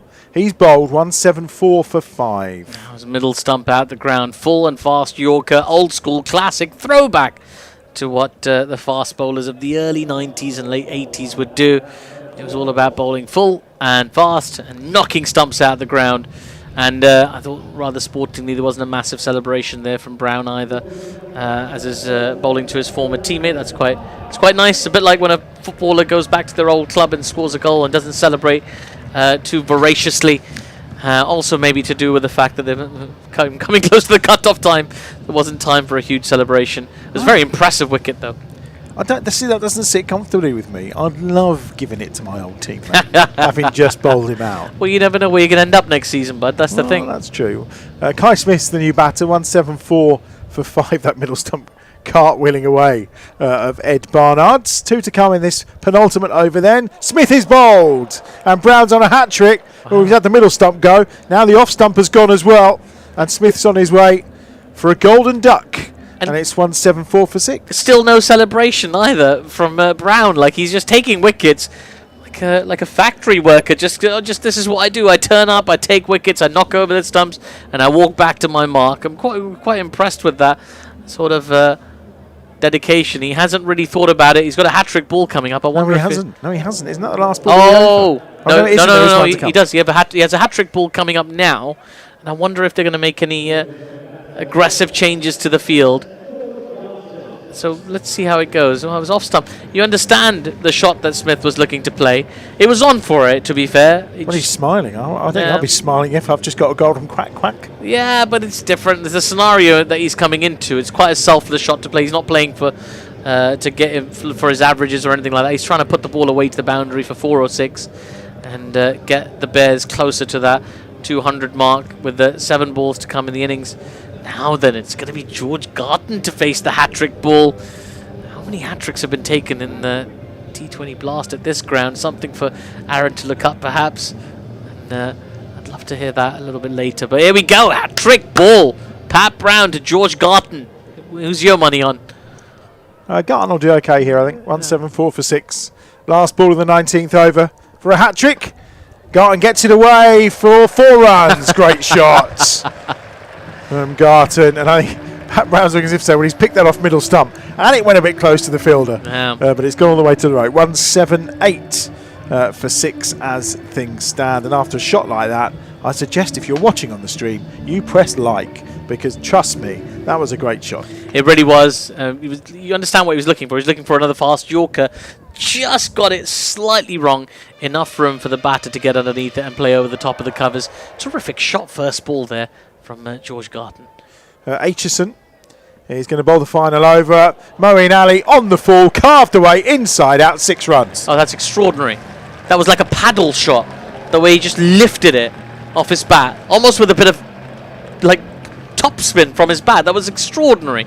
You take another look at this, Moeen. Do you see what I mean? It was like a little slice in tennis that you managed to lift the ball over the deep extra cover fielder for 6. That's an extraordinary shot for Moeen. As someone who's never played paddle, I was unable to. That's why I took it to tennis. But I like the tennis. You had to go to tennis for you. Do you see see what I mean, right? Yeah, absolutely. Little slice on the ball. Carved away, isn't it? Yeah. Just a bit of sliceage. 184 for 6 then. Moeen on to 30 off 15. See, this is what we wanted from Moeen. This is the Moeen that everybody wants to see. This is Moeen cameo, isn't it? Yeah. This is classic, Moeen classic. Now, 5 more balls for Moeen. And he could send the Bears past that 200 total. Well, you could, yeah. 5 to go. 16 required. Run rate 9.6 as things stand. Aitchison without a wicket from his first 19 deliveries. Slower ball. Pulled into the leg side. Full toss. They're going to make 2 here. Quite comfortably. 2 more to Moeen. He missed out there a little bit, Moeen. It was a full toss. It was there for a big hit, but he just got over the top of it a little bit, and so couldn't get it away with the kind of distance that he wanted. But he'll be enjoying himself out there right now, Moeen. It's been a while since he got a few away. He's still got 4 balls to work with. He'll back himself to send at least 2 of them over the boundary. Crowd are enjoying him, that's for sure. 186 for 6. Driven just for 1 this time. Brings Garton on strike, but then Garton at the moment striking at 400. Yeah, to be fair, you don't mind having Garton on strike right now if you can send hat-trick balls to the boundary. 187 for 6. 2 lefties together with 3 balls remaining. Yeah. Pat Brown giving his advice to Ben Aitchison. And why wouldn't you listen to him after those 2 wickets he took in the last over? We're getting all those score updates. I forgot to get an update on the biggest game. England, West Indies, yeah. You were too worried about the Middlesex against Kent, weren't you? Garton, that's a shot. Look, he's picked the gap there. It's going to go over the ropes. Oh, brilliant fielding. That's brilliant. And it'll be picked up by Hudson Prentice. That is superb. And no wonder every Derbyshire player is applauding. Yeah. Pat Brown again. There's Pat Brown again. He can't keep him out of the game. And again, just goes about his business. Not a lot of expressions. He's probably a great poker player. He just hides his emotions really well. 2 to come. 189 for 6. Can they finish with a flourish here? Garton, he's not going to give him a chance to stop that. That's brilliant. Down on one knee, carved away for 6. That's a brilliant shot from George Garton. That's incredible. Just picked up the pitch of the ball so quickly and had to push it basically off the lower part of the middle of the bat out towards deep extra cover and got the perfect contact. What an over this has turned out to be for the Bears. It's 17 runs off it so far with a ball to go. Final ball. It is Garton's on strike. Last delivery. Hammered back down the ground. That's going all the way for 4 as well. 1 bounce and 4 more to the total. And the Bears, well, didn't quite manage 200, but it's 200 that Derbyshire are going to chase here at EdgBLASTon. They finished on 199 for 6. And George Garton finishing off in style with a 6 and a 4 off those last 2 deliveries. He's finished on 16. Moeen has finished on 33. And funnily enough, Garton kept up his 400 strike rate. It's 16. Well, it's 16 from 4 balls. So impressive. And what I liked about that last shot, Adam, was that he hit the ball down the ground and didn't wait for it to go for the boundary. He just turned around and started running towards the dugout before the ball had even got to the boundary. So business-like. I really like it. This has been a terrific knock from the Bears. That's a really good total. It is 199 for 6 then. So when we return, Derby will be chasing down 200 for victory here at EdgBLASTon.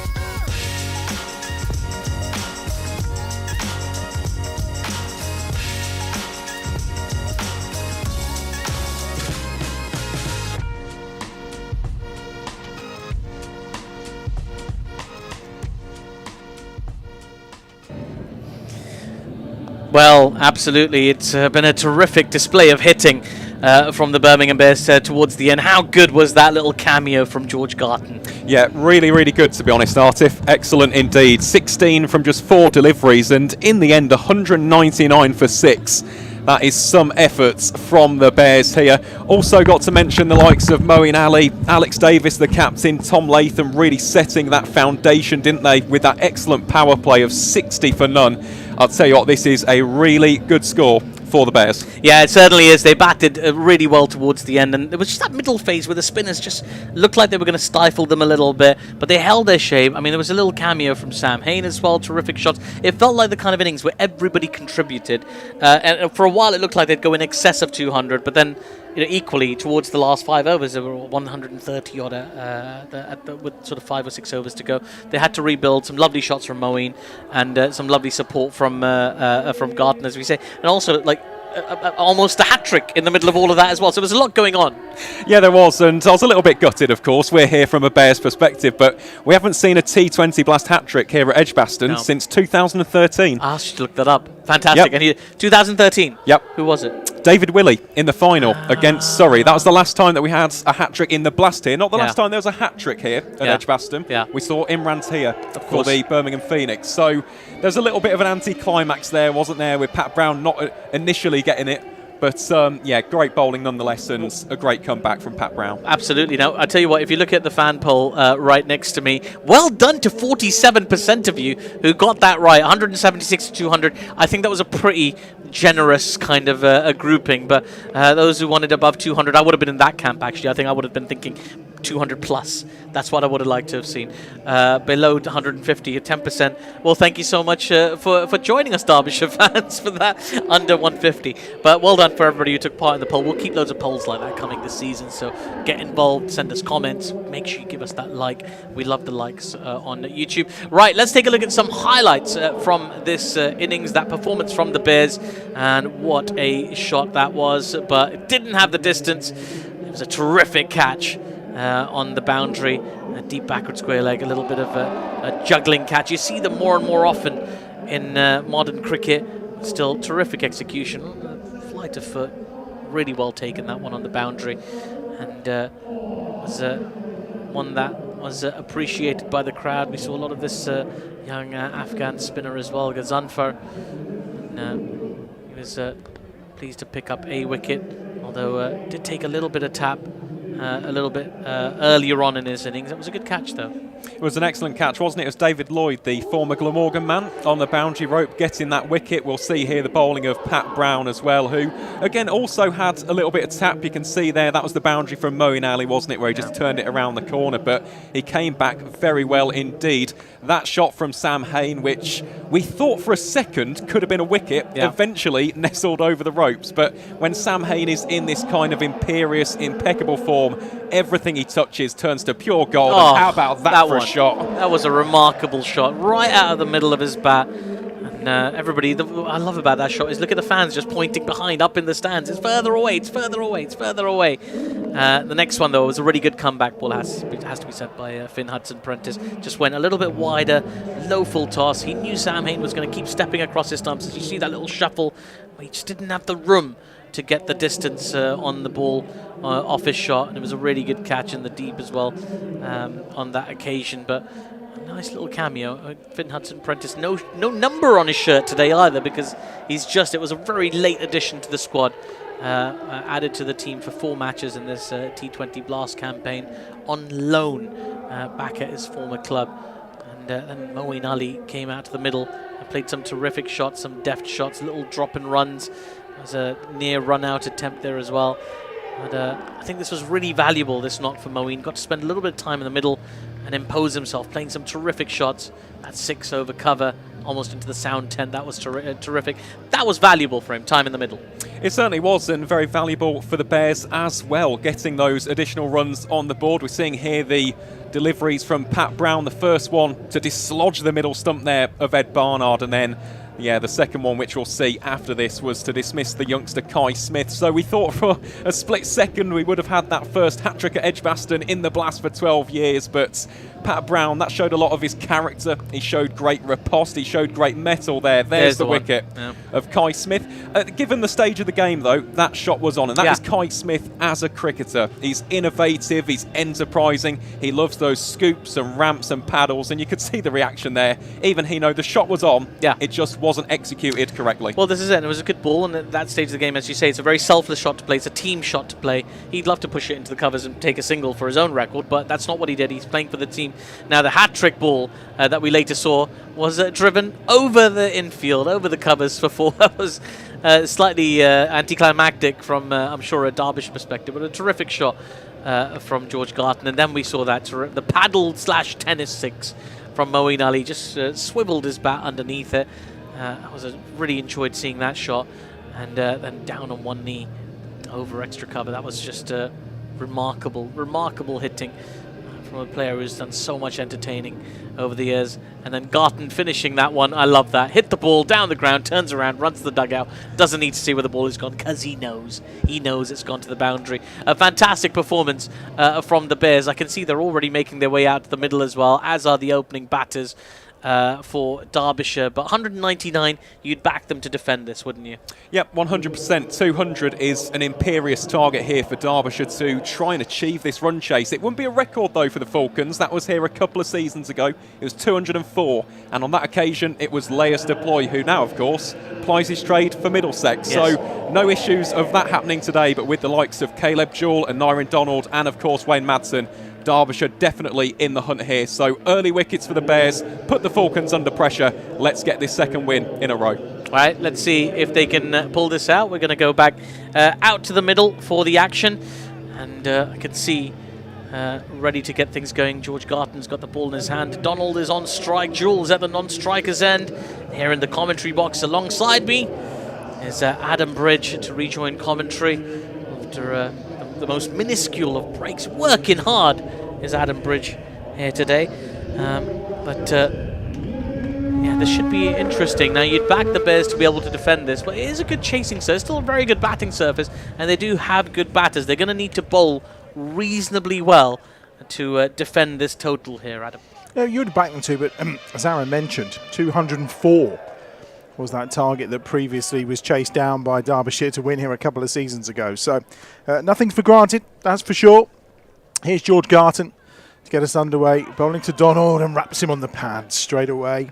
Big appeal from Garton, but no interest, surprisingly, from the umpire on this occasion. It was way down the leg side. And first ball's done. Yeah, just a nice, tidy start from George Garton. Just got to keep focused here. The Bears could pick up a second consecutive win over a 3-day period and keep climbing those tables. We heard very positive stuff from Alex Davies on Friday night when he came up here to join us. Lovely ball from Garton there. Lovely bit of movement as well. It was just swinging onto those stumps, wasn't it? Yeah, it was a lovely bit of shape, as you say, in the air. Ball swinging. He's bowled it nice and full. You see that often from fast bowlers. They like to keep it full, give that ball plenty of space to swing, and swing late as well. And create problems for the batters. They've seen the stumps tumble a couple of times already today during their innings. The Bears, they'd love to return the favour against the Falcons. Garton only bowled the one over on Friday as well. We did see a bit of shape again on Friday before not being required as the spinners did the majority of the work, and Hassan Ali as well, of course, who I suspect will get the new ball at the far end when this over is complete. Well, might see a bit of Danny Briggs. Not sure what Alex Davies is thinking right now, but maybe he'll be heartened by the shape that Garton's getting both in and out at the moment to the left-handed batter. He's brought one in and then took the next one out. What's he going to do with this one?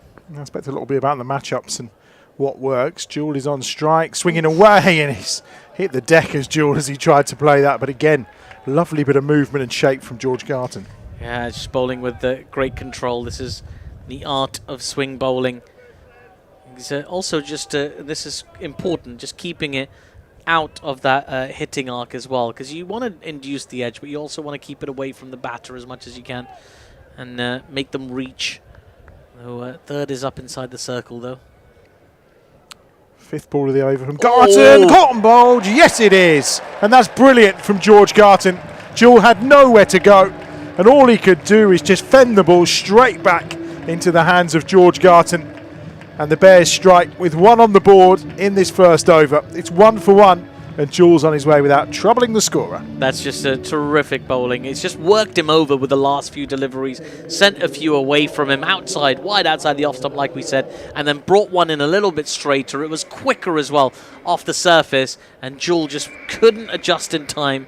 The ball, extra bit of bending of the back there from Garton. Excellent catch in his follow through as well. Kept his balance. And he's earned that wicket. He built that wicket, manufacturing it with the rhythm he built up over the last couple of deliveries. Lovely use of shape as well. Sometimes you think about that away swing and it contributing in terms of getting you an outside edge to the keeper or to the slips. But sometimes you just induce a false shot back in your own direction from the batter, and that's exactly what he's done. Well, that's pitched mid and leg, hasn't it? And he's just moved away, and it's left Jewel with literally nowhere to go. Yeah, it's a tough shot. And he was looking to be attacking, obviously. Jewel didn't play that with soft hands or anything like that. And, well, Derbyshire are already in trouble early. 1 for 1 after 5 balls. Oof. David Lloyd is in to face Garton again. That shape's there again for the right-hander this time. Just coming back into him. And that's a really good over from George Garton. He bowled really well the first over that we saw last time round. And 2 for 1 is the score at the end of that over. Garton, excellent effort. Yeah, 2 for 1, my favourite kind of deal. Whenever I'm buying stuff, I like it, but that was a really good over. Really enjoyed that. The art of fast bowling is always great to watch when it's executed well. And right, who's going to get the ball on the other side? I think Yeah, I think it's going to be Ed Barnard. Yeah. Well, third time this season. Gets to open the bowling. We said he didn't bowl at all on Friday. Yeah. So obviously Hassan was a little expensive at the start. So maybe saving Hassan and instead going for the Barnard route. And he's got a wicket with his first ball. Couldn't ask for any better. Garton with the catch. You can't take him out of the game right now. A brilliant bit of batting towards the end. Wicket in his first over. Now he takes the catch. And Barnard strikes first ball of the second over. Well, there's been an adjustment to the scorecard. It said 2 for 1. It was actually 1 for 1. It's now 1 for 2. It's 1 for 2. And that's an even better deal. That's half price. As, if you're picking something up, it has to be said, it was a nothing shot from Donald. Just really, really poor. It was over-pitched. He drove it straight up to the field, directly to the fielder. That wasn't a very good piece of batting whatsoever. Ed Barnard, though, striking first ball. Full delivery again, allowing it to swing a little bit. In all honesty, it wasn't a world-beating delivery, but just a poor shot. But you still got to hold him. So good catch by Garton. You got to take him. You got to deliver him. So good wicket for Barnard. Well, they say about managers, they go out before Easter sometimes if they're going to get sacked. We might be HBT, home before tea, at this rate. The way we started here, this is very nice. This is very, very, very impressive by the Bears. Well, then Madson's coming in. He's always a problem. Yeah, the captain, the acting captain of this Derbyshire team. It's really not a good shot from Donald, that, is it? No, it's really poor. The more I look at it, the worse it looks, really, in the circumstances. It just looked like he was grateful to have a little bit of room to play a shot. And, well, that was poor. 2 slips now. Yeah, Madson's in, and he's just chopped that down into the offside. There's no run. I don't know if there's any way of checking this, but I don't remember off the top of my head. When Barnard opened the bowling in the last 2 games, at any point did he have 2 slips? I don't think he did, no. Certainly So not this against is- Notts, yeah. So this is pretty impressive. Yep. Well, he's been given a lot of confidence by Davies there. First ball, take a wicket. You've earned yourself an extra slip, son. Having Barnard open the bowling just reminds me a little bit of the time that Ricky Clark used to always have the new ball for the Bears in T20 cricket. It was a given, just because of the kind of control that Ricky Clark gave you. And it feels, Aaron, you'll remember those times, it feels a bit like that with Ed Barnard. It does. I mean, those were the golden eras, weren't they, for the Bears? That kind of Ricky Clark, Keith Barker, of course Chris Wright in the red ball as well, Jitan Patel. Ricardo Gordon, who's not Ricardo. with us today, obviously, Flash. Yep, in the T20s, Varun Chopra, Jim Troughton, our now head coach Ian Westwood, of course. Indeed. Lloyd's on strike. Ooh. Oh, it's undercut, and it's a really terrific take there from the skipper, Alex Davis. And Hassan Ali comes and gives him a gigantic... Do you know why? Because Hassan would have had to have run after that if Davo hadn't got it. So it's a real thanks for that, boss. That's outstanding. He's at fine leg, Hassan Ali, so you had to run in a fair bit to come and give him a hug for that. Really was acrobatic, though. He's just an impressive athlete, is Alex Davies. You keep the pressure on, isn't it? Barnard again. He's cut away this time for 4. Good shot from Lloyd. Off the back foot. Powerful. And cut away through point. Yeah, it was a little bit short that time from Barnard, and at his pace, it does sort of sit up a little bit for the batters.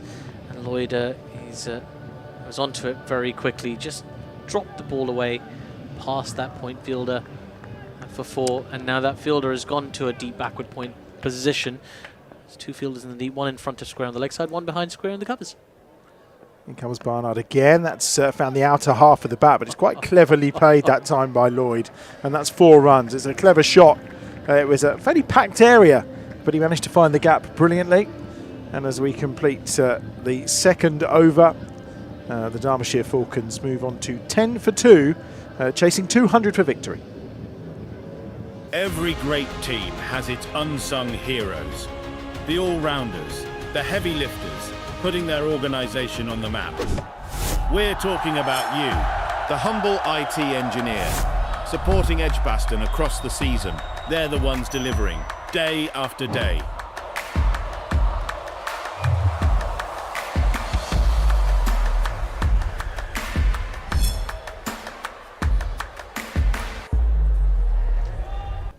Garton is getting a second over today. Slightly down the leg side, that will be a wide. You mentioned a little earlier about Sam Hain and his product. Yes. I had a message drop into my direct messages from a former Bears captain, Will Rhodes. Okay, what did Will tell Who's you? watching the stream. Yeah. And he said, no How are you, products, no products, just uses a cap to cover up his disappearing hairline, apparently.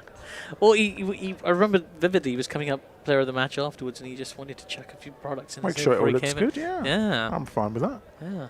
Garton, good shape again. It's right off his stumps there for Madsen.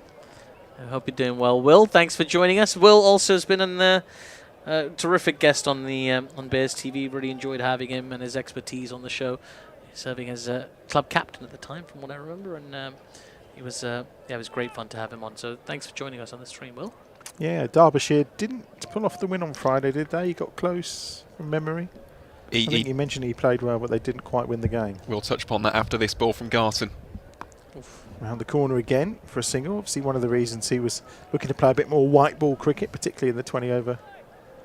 Yep, so shared a 90-run stand with Casey Aldridge, did Will Rhodes. Hit a quick fire 42, 43, somewhere around that. And Nice. yeah, right, I echo the sentiments of you both, lads. Will, if you're still watching, wishing you all the very best of luck. An absolute titan of this club, and yeah, one of the only players in our history to lift the championship as well as I was going captain. to say, that never goes away, does it? You never lose that. Oh, that's a good ball. He's just got a bit of bat on that. Needed to get a bit of bat on that as well, I think. And it's one more to the total. 14 for 2. This is really good from Garton, actually. It's nice to see him again going in. And actually that he's given this second over. I know we talk about potentially lining players up, but I thought he bowled well in that one over on Friday, and he's continued it here. He has, and he's found his rhythm quickly as well. Sometimes it can throw you if you're just bowling an over in a game and then coming back and bowling 4, and you don't have that consistency of workload. But he's right on it. And there is still that shape as well. That time though, Lloyd takes advantage. He looks in decent nick. And it's another boundary for David Lloyd. 13 runs he's got. 12 of them have come in boundaries. Yeah, he's played some nice shots as David Lloyd. That cut shot behind point I really enjoyed, but that off his hips as well is another one where where he just picked it off quite nicely. It's still behind the game really. Derbyshire quite a long way behind the game, but a couple of moments to suggest that there's some fight back left in this team. Garton maybe needs to go a little wider each time he does, but that's picked up by Lloyd, and it's over the head of Latham. Again, I think just looking for that swing and that movement, it's just gone into the arc of David Lloyd, hasn't it? Yeah, he's looking to bring it in and be tight on the stumps, but he's actually pushed it wide of off stump and right there on a hitting length in the slot, as they say. And there we see just outside off stump, and that's very easy to flick over long mid on for Lloyd, who's looking very impressive. He's middled the ball when he's gone after it so far. 17 off 7 could create some trouble for the Bears. And 22 for 2, all the 2s in the scoreboard. Superstitious types. Take your feet off the floor. Yeah, they're off already. It's fine on we're these stools. We're on a stool, yeah. Last ball of the over, and again that's going to be a wide. It's not the last ball of the over. We're going to get one more. 23 for 2. Lloyd's on 17, Madsen on 3. Partnership of 22, obviously. They were 1 for 2 at one stage. Not the best of starts for the Falcons, but these two dangerous players. Yeah, they certainly are. And Madsen would love that, just having an aggressive player opposite him so he can lean into his work and have the pressure off. Oh, that's got to be out, is it? Gotta be. I think he's taking the swing into consideration. That's going to go down the leg side. Ooh, I mean, it was hitting him in front of middle. How much could it possibly be swinging? He's still down on one knee. Is Garton. He can't believe it. It was such a lovely piece of bowling. And again, it's one of those, if you have DRS, you're sending it straight up to be reviewed. It was full, it was fast. The ideal delivery from a left-arm seam bowler. And I'd love to see that again, because I think that was really close, actually. I think Rob White just gesturing that the swing was going to take it down the leg side. Let's see where it pitches. Oh, you're right. You're right. Yeah, that's a very good call. He was standing in front of the leg, and there was enough swing, I think, to go past the legs. There's enough doubt there. So actually, it's a very good decision by the umpire. It is. Rob White on the money. 3 overs gone. 23 for 2. Hassan Ali has the ball in his hand. Good bit of fielding from Latham. Yeah, you don't often see Hassan Ali open the bowling for Pakistan anymore either. He sort of comes in post-power play or second change or something like that. But there's so many different roles in T20 cricket for bowlers now. There's a sort of enforcer bowlers, and you know, the keep the batters in check bowlers. There's your economy bowlers. There's your attacking, your wicket taking. So everybody's got a different role nowadays. Sam Hain still in at slip here to Madsen. Oh, he's just chopped that onto his pad. Must have been inches away from the stumps. And Hassan Ali, full of bustle and flowing hair, as we were discussing on Friday. Yeah, it was a slower ball from Hassan Ali that time. Didn't pick it. Did Madsen. Nearly done him. It's a good variation that from Hassan Ali. Always enjoys himself out here in Birmingham. Likes spending his summers here. And loves being a part of this club. Brings some wonderful energy to this team as well. Yeah, he's loved by the supporters as well, that's for sure. Good catch taken. Swinging ball again. And it's a really good catch once more. And Hassan Ali strikes. Garton with another catch. Yeah, Garton can't stop taking catches today. Again, it was a nothing shot really. A third, I would say, soft dismissal in a row for Derbyshire. It was there for a shot. He didn't have to play it aerially. He didn't have to play it with that kind of sort of check shot. And he certainly didn't have to play it straight to the fielder at cover. It's a really good catch, though, because it was coming at some speed. Hassan Ali with an early wicket. And he's he grabbed his jumper for? He's going to run in and bowl with his jumper on now, is he? He's getting it taken away, I think. Oh, he's swapped over. He's got rid of the short sleeve and gone for a long sleeve. Maybe he's feeling a bit chilly. But that wicket will warm him up a little bit. 3 down now, Derbyshire in trouble. They're all having jumper swaps. Jake Lintott swapping his jumper as well. Garton with a good catch. Lloyd's the player that's on his way. He held the pose, isn't he, Garton? Down on one knee like Hamlet. Well, it's identical to the dismissal. Yeah, it's identical to the dismissal that was got by Ed Barnard, isn't it? Yeah, it was just, again, a really loose shot outside the off stump is what it is. Like, if that was sort of like a Colts player, you'd say, oh, that's nice contact, great drive. Unlucky you picked out the fielder, but with a professional cricketer, you can't play that shot and pick out a fielder and expect any kind of praise for the contact. Martin Anderson is the new batsman. And he's going to get 4 with his first ball. That's the shot that he should have played. I mean, he played the almost identical shot, identical delivery really to the one that picked up the wicket. Maybe not as full on this occasion for Anderson, but he played it into the ground. That's a true drive. If you look at it again, it was quick, sort of on that length, but he rode the bounce and made sure he was on top of it rather than behind it, scooping it up in the air. 28 for 3. 2 to come from Hassan Ali. Good ball. Has to be defended by Anderson. 1 to come in the 4th over. Yeah. Run rate already over 10.5. Yeah, the Bears have taken a dominant position in this game. Moeen stretching his legs. Yeah, this is turning into a cricket's version of the Revenant right now. And, Derbyshire or Leonardo DiCaprio. Bit of early movement. Oh, what a catch! What a catch! Well taken by Ed Barnard. And it's another wicket. And Anderson's on his way for 4. And it's 28 for 4. Well, again, it's just another poor shot. I mean, the stroke making through the covers has been atrocious from Derbyshire today.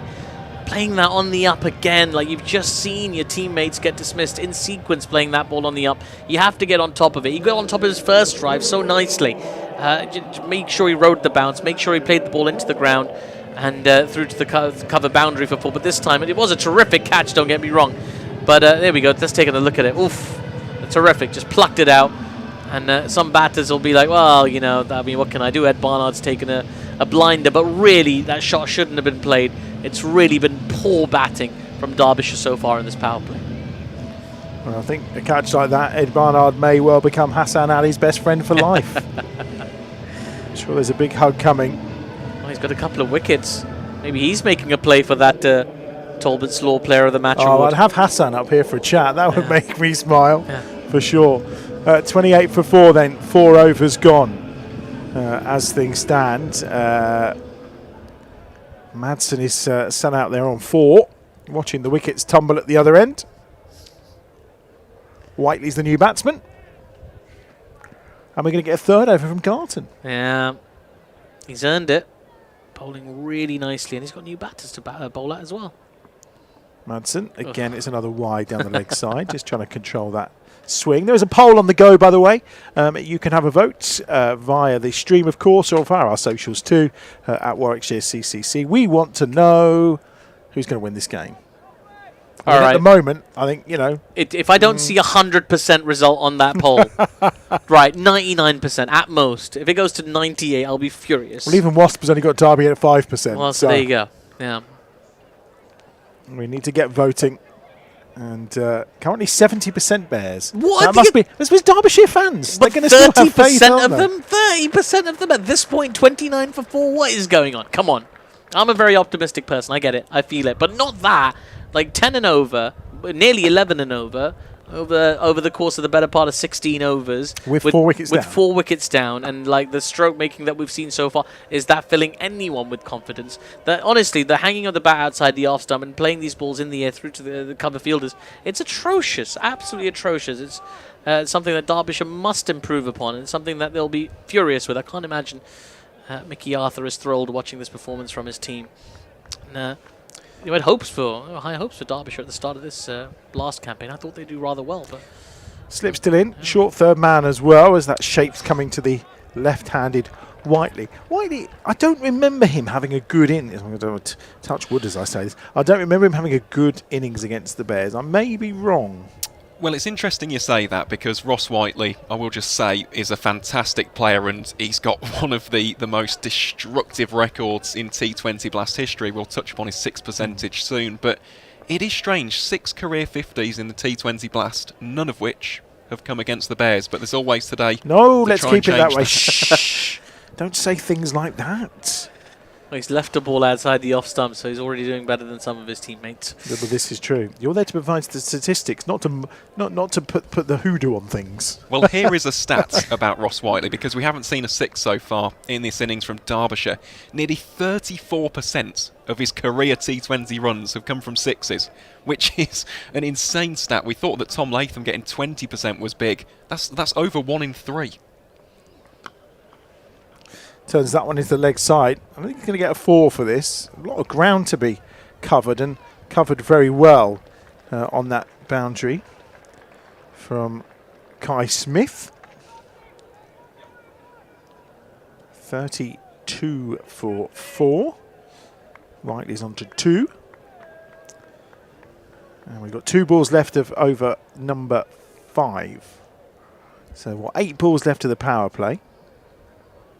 Garton short again. Whiteley round the corner. 1 more to the total. Madsen goes on to strike. Madsen's top scorer against the Bears. I'll ask you about that in a moment or two, because it'll be interesting to see. I do remember his knock here to see Derbyshire to victory. And I'm pretty sure he's in 40 yet. Is Madsen 40 yet? Yeah, I think so. He Yeah, must be at least 40, I think. They're all trying to do a Darren Stevens nowadays, aren't they? And just keep going way into their 40s. He's done well there. Oh, chance for a direct hit that would have got rid of him. And it wasn't too far away from Tom Latham. Right, 5 overs gone. 34 for 4. So a couple of things. Just confirm his age for us. That would be quite handy, Aaron. And it would also be really useful to know his top score against the Bears. Yep, so I'll take you through both. So Wayne Madsen now is the age of 41, an absolute legend and icon here in the T20 Blast, the 9th all-time leading run scorer in the competition. And in terms of his record against the Bears, currently has 350-plus scores with a career best of 71 not out. If there is to be a match winner for Derbyshire, it is that man. It's Wayne Madsen. He is an absolute hero in the East Midlands. But not today. That's the key part of that, I think. 34 for 4 as things stand. Hassan, 2 wickets in his first over, and he's back on again. And that's driven for 4. Well, that was a good shot from Madsen. You've just talked him up, and he's delivered. Yeah, he's a terrific player. I remember doing a piece on Wayne Madsen last year when I was hosting County Cricket Weekly after he scored a match-winning 100 in one of the county championship fixtures, and just very inspiring. I just like the idea of a player in his 40s doing rather well. So at my age, I find that very inspiring. I'm still in my 40s before there you you say go. it. Yeah, I didn't say anything. Not for long, but I'm still in the 40s for now. We're both in our 40s. Yeah. Yeah. No run there for Madsen this time. Well, he's happy to take on Hassan outside the off stump and a decent length here. Well, if there's no shape, now Hassan of these bowlers is the least likely to get shape away from the right-handers at the moment with his bowling action. He tends to be quite front-on rather than the side-on action associated with sort of extracting away swing. So he's more likely to bring the ball in than out, so it's a little bit safer to play that shot in the covers to him. He's trying to cramp him for room. Cuts it away. One more to the total. Having said that, he did find a way to cut the ball straight to the player at gully off one of his deliveries previous over, so Hassan will be dialed, and he is a very greedy for wickets player as well. He's first to put his hands up, particularly when there's the tail on offer. He wants the ball, he wants to rack up a few extra wickets. He remembers all of his wickets as well. He can talk you through them in great detail, and quite a character. Danny Briggs will bowl the next over, I think, from this end. He's warming up quite religiously down below. Yeah, end of the power play, you'd want to throw it to the spinners and start squeezing your way through the rest of these overs. The seamers have done a terrific job, has to be said. They have been gifted some wickets. I'd say almost, in fact, I'd say all 4 wickets have been gifts, really. I mean, Garton's first wicket was extracted through great skill, doing a job on the batter. But even so, they've haven't really had the kind of contest they thought they might have between bat and ball. Whiteley just driving. No run. 1 ball to come in the over. And 1 ball to come in the power play. So we'll see how the two teams compare at the 6 over stage. But the Wasp score for Derbyshire down to 3%. There we go. That better be reflected in the poll, guys. Yeah, get yourself voting on the stream as you do right now while you're voting as well. Don't forget, if you haven't clicked on like today, give us a thumbs up. Last ball to the over from Hassan Ali. That's a nice shot. That is a really good shot from Whiteley. Well, the sting may have been taken out of that, and it's an excellent piece of fielding from Kai Smith. One of the advantages of, again, having that extra wicket keeper who's now running around the field is exceptional. 41 for 4 then at the end of the power play, and let's see how those two compare with what Derbyshire are chasing down here. What were the Bears at the end of the power play, Aaron? Yep, so we spoke about this earlier. The Bears were 60 for none. Davis and Latham putting on a clinic in those first 6 overs. Of course, at this stage after 6, the Falcons 41 for 4. It's one of the lower power plays that we've seen at EdgBLASTon so far this season, and the worst in terms of wickets lost. So it doesn't get much easier from here, to be honest, because coming on to bowl now is the T20 Blast's all-time leading wicket taker. It's Danny Briggs here from the pavilion end. So Derbyshire very much have their backs against the wall, but if you are to look for experience, you're looking for guys who can dig you out of a mess. Wayne Madsen and Ross Whiteley certainly are 2 very good options. Briggs is on, and he's going to bowl then from this pavilion end, as Aaron said. It's 1 to the total. Just one for you to think about, and I'm just curious about this, because the one thing that always I think about when Danny Briggs bowls in T20 is that every game he pretty much takes a wicket. So I want you to tell me the last time he failed to take a wicket in a T20 game. That's what. Can I make that even harder? Is it possible to know the proportion of games where he hasn't taken wickets in T20 cricket? Oh, that's good. That's only a bit of maths to go with it, isn't it? Yeah. Well, we've got to keep him busy over there. Yeah, I think so. Yeah, you got to earn your keep. Just like we are. Yeah, we've got plenty to think about. We do. 42 for 4. That's a lovely shot down to long on, just milking a little single there. And this is clever, really, from Madsen and Whiteley. They just need to take a bit of time. I think you have to accept at this point in the innings you're going to have a difficult last 10 overs. So what you can do is you can set up for it. Like, just try and rotate the strike, get the measure of the wicket, and put yourself instead. Oh, that's a good shot. He's not waited there as Madsen. He's decided that Danny Briggs needed to go, and that's just brute force, really, isn't it? Yeah, for sure. It was slightly there for it. Looped up delivery outside the off stump, bit of a nothing ball, and he found a way to dispatch it, did Wayne Madsen. And they'll do that as they rotate the strike. They want to see if they can get themselves to 80-odd something like that after 10 overs. Again, he swept there, premeditated shot, and it's 4 more. And well, when you run rates at 11.5, as it is for Derbyshire right now in terms of what's required, you have to take those chances, and they have. 51 for 4, the 50's up in the 7th over with 1 ball remaining, actually, the 7th over. And they've decided here to have a little go at Danny Briggs, which is always a dangerous thing to do, I find. Yeah, for sure. It's a risky strategy, but at the same time, to stay in this game, they need to keep scoring and not drop any wickets, not for a while.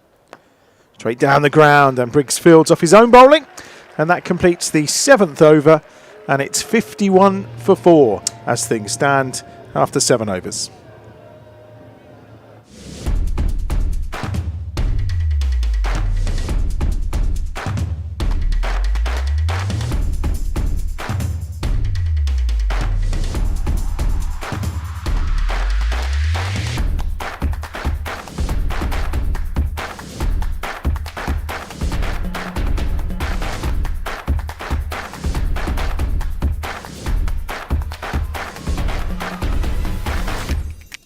Well, yeah, I'll just keep. Here we go then. Over number 8, Moeen has come into the attack with the score on 51 for 4. How are you getting on with your homework? Very well. Oh, you've done it already? Yes, okay, I've already done it. Let's wait till Danny Briggs comes back on again before we touch on those numbers, because we're going to have a bit of Moeen Ali in the meantime. Good contribution from the bat today from Moeen. What's he got to offer with the ball? And first up, it's a single for Whiteley, who moves on to 7. Madsen is on to 20 off 15, so he started quite nicely here with a score on 52 for 4. And Moeen looks, as we say, got rid of the shaved head. He looks at ease. Going to play these group games up to July, I think, is the plan of action, and then maybe be available for the latter part of the competition. Turn round the corner again by Madsen. That's 1 more to the total. How many wickets has Moeen got in total for the Bears in T20? Because again, he's another one who seems to, he's not played many games, but he does seem to chip in. Well, that's why. He hasn't got too many overall for the Bears as of yet, but in terms of his record against Derbyshire, we'll talk about that after this ball, which is a dot ball. It's very good, 11 wickets at 11.9, and you look at the economy rate of 5.7. It's against the Falcons. Against the Falcons. He does love playing Derbyshire. He does. And that's picked up by Whiteley, and there's going to be 1 more to the total. And that moves them along to 54 for 4. Here we are in the 8th over. So the target is almost up to 12. An over. So 11.84 as things stand. 54 for 4. Moeen again from the Birmingham end. Again, he just traps Madsen a little bit on his crease, but the quick hands of Madsen allow for 1 more to the total, 55. Just 4 singles from the over so far from Moeen. So although they got away a little bit with that last over from Danny Briggs, Moeen doing that little squeezing job this time round. And it'll be another single to finish the over. And I don't think the Bears will complain too much about that. 5 singles off Moeen's first. 8 overs gone. 56 for 4 is the score. Now, we asked you who you thought might win this game in our poll, of course. And 67% going for the Bears, 33% to the Falcons. So despite the fact that they need another 144 to win, a third of people viewing still think the Falcons are got a chance of winning this game. Well, you never know in T20 cricket, and I think back actually to the record run chase here at EdgBLASTon in matches between these two sides, because for 15 overs or so, Derbyshire looked dead and buried, and then Laius Deploy came out and smashed a brutal 66, smacked Craig Miles for multiple 4s, multiple 6s, and all of a sudden it was Derbyshire who went home with that victory, winning it by 7 wickets as well. I remember it well, don't you worry. So they're not out of this, and here is Jake Lintott then, coming into bowl from the pavilion end. A little bit of left arm wrist spin. Yep, Lintott, a bit of a game changer he was on Friday. The couple of wickets he took, particularly that catch by Hassan Ali, which made a difference in the game against Yorkshire. But Lintott, as we mentioned the other day, particularly in the women's stream, he's been helping Hannah Baker out as well with our bowling too. And the joys of bringing the two teams together, of course. And that's all cut away by Whiteley, and there'll be 1 to the total. Alex Davis and Hassan Ali between them, both chasing after the ball. 57 for 4 they move on to right now. So that run rate required, over 12.2 as things stand. And by the way, thanks to the over 600 of you who voted in the poll with regards to who's going to win this game. It's fantastic to have your feedback. And don't forget to click on that like as well as you're watching the stream. And of course, all of our social media platforms, get following. And you can send us a comment if you want to as well at Warwickshire CCC on any of those if you've got anything that you'd like to know or talk about during this Bears innings. 2 balls into this over then from Jake Lintott. Obviously field spread a little bit now. And we have fielders out on the leg side boundary. A long on and then a deep mid wicket who's called into action right at this moment in time on cue. And that is Dan Mousley. And he throws into Davis. I thought Danny Briggs may have had another one from this end. It'd be interesting to see if they do bowl Mo from the other end, or Danny maybe has a change of ends after Madsen went after him. We are obviously 8.5 overs into this innings. And yes, the game is still alive, but Bears very much favourites, you would feel, at this stage. Comfortable for Sam Hain. Shortly we'll obviously reach the point of the 10-over comparison between these two sides. It was real neck and neck earlier today in the game between the Bears women and Lancashire throughout the entire game. I think maybe 2 runs separated them on the comparison at various stages. Really enthralling finish.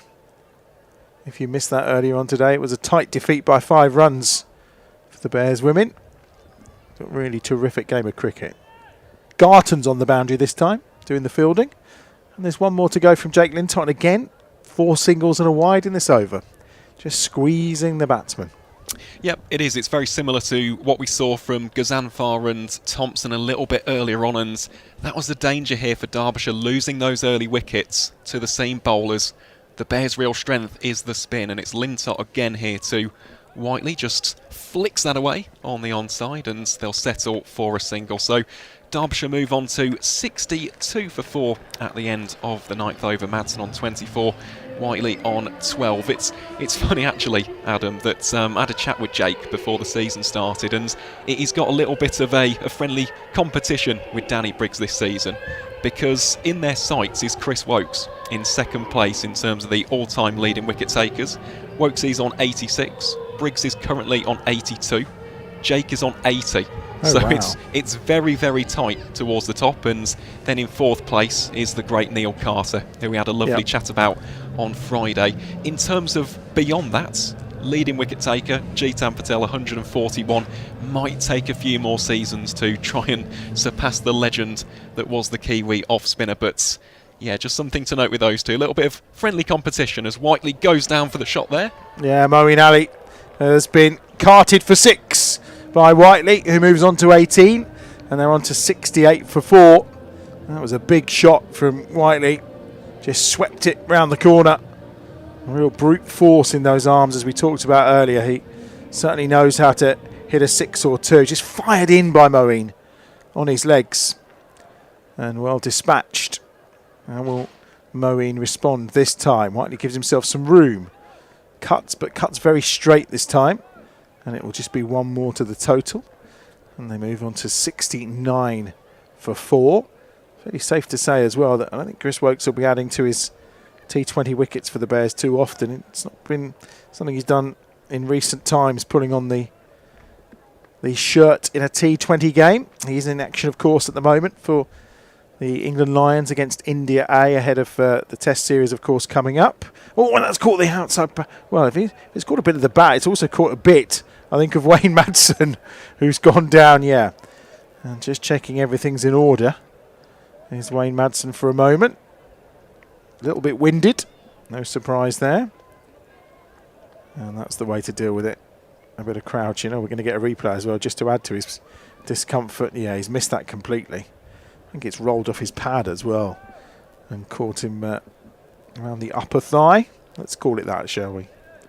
We don't want to be any more specific, I think, from what we can see here. 69 for 4. 3 balls remaining before we reach the halfway stage of this Derbyshire innings. And Wayne Madsen still just taking his time to get a little bit more comfortable. And Moeen just fiddling with the field as well at this moment in time. Bit of extra protection on the offside. 2 out on the boundary, but mid-off is up in the circle. And in the end it's a sweep, but it's a sweep that's forward of square. And it will just add 1 to the total. 70 for 4. Madsen on 25. Whiteley's 19 off 19. And a partnership of 42. Just starting to tick along for these two. And the Derbyshire Falcons. So again, that early loss of wickets in the power play. But now just steadying the ship with a partnership between two people who can potentially become really big hitters as this innings continues. 1 ball to come. Yep, and that is the danger, isn't it? For the Bears, this is the partnership that you want to try and break at this stage. And Moeen Ali, a grizzled veteran of the T20 format, can he be the man to do it? Last ball of the over, and it's an outside edge. Cut away, and it'll just be 1 to the total. And that's the end of the over from Moeen. 14 in total from his 2 overs, so 9 off that over in particular. And at the halfway stage, it's 71 for 4. And how did that compare, Aaron, with where Derbyshire were at? Yep, so you'll see it on your screen shortly, but Derbyshire at the moment 71 for 4. The Bears were 90 for 1 after 10. So in terms of that comparison, the Bears very much ahead. 19 runs in terms of that metric and 3 wickets better off. Yeah, you'd definitely prefer to be the Bears at this stage, and I think we're going to see a little bit of Dan Mosley from the Birmingham end wearing his trademark shades, or is he? He's just taken them off, but this is the key with the home side. It's a plethora of spin bowling options with the likes of Moeen Ali, Dan Mosley, Danny Briggs, Jake Lintott. I mean, of course, if we get to see Jacob Bethel this summer as well, he's been playing for England, that's another spin option. So this is the real key phase for the Bears. This is where the majority of games are won or lost. It's overs 7 to 15. Mosley's in, down the leg side to start with. Brilliant take from Alex Davis, but it's a wide ball to begin. And it's Whiteley who's on strike. He's on 20 from 21 balls. Madsen on 25 from 21. Partnership up to 44. Needs breaking. Leg side drift again, and that's swept away for 4. Whiteley moves on to 24. 4 more to the total. 76 for the Falcons. Just drifted onto the pads, and the directness of that ball quite easily dealt with in the end by Whiteley. He's on to 24. Do with a wicket here. Partnership's on 48. Whiteley goes again into the leg side. They're going to run the first quickly. They'll come back for the second at high speed. Alex Davis will take the throw, but it brings up the 50 partnership for these two. The score moves on to 78, but they've added 50 runs in 38 deliveries. And this is a dangerous and worrying sign for the Bears. We've been here before against the Derbyshire Falcons when having had them in trouble. That's better from Mosley. Played out onto the leg side, just 1 more to the total. Yep, and this is, as we said, the partnership. It's been outstanding stuff, this, from Madsen and Whiteley, and it hasn't really been high-risk cricket either. It's not been a case of every single delivery's had to go to the boundary. We've seen strike rotation, we've seen some good early calls, we've seen some excellent communication between the duo. It's been a real mix of class and power, so yeah, I think this has been absolutely top-notch so far between Wayne Madsen and Ross Whiteley. 3 to come in over 11. 79 for 4. Again, fired in by Mosley towards the pads of Madsen. But he deals with it and gets 1 more to the total. 80 for 4. 2 balls remaining. Message in from Matt Harry for you here. Was the Derby best chase the COVID year game, which stopped us getting to finals day? We'll find the answer to that one for you in a moment, as that swung round the corner for another single. Aaron, there was that COVID year? Yeah, that wasn't the one that we're talking about. This was a couple of years ago. I think it was 2023 it would have been, because it was my first year on Bears TV, and yeah, that's when we saw an absolute masterclass from Lairs Deploy. But we've said this before, Derbyshire have got a very good record here at EdgBLASTon. It's very close in terms of head-to-head, and as we've said, plenty more batting options in the shed. Yeah, I think it probably was COVID year, actually, from memory. I know, again, I think it was also in COVID year that Northants came and did a bit of a job too. Yes, Northants in Jitan Patel's last game. Yep, I remember that one vividly. Not so fondly, to be honest, as a Bears fan, but yeah, that was Northamptonshire. It was Tom Taylor. It was Tom Taylor and he used to wear White. a floppy hat, Graham White. Yeah, one of the very few in T20 who wore a floppy hat, from memory. 81 for 4 from 11 overs then, so it's 119 required of 54 balls, Artif, which sounds like a bit of a stiff old task. It does, but less stiff than what it looked like at the end of that power play. So they've come back well with this partnership.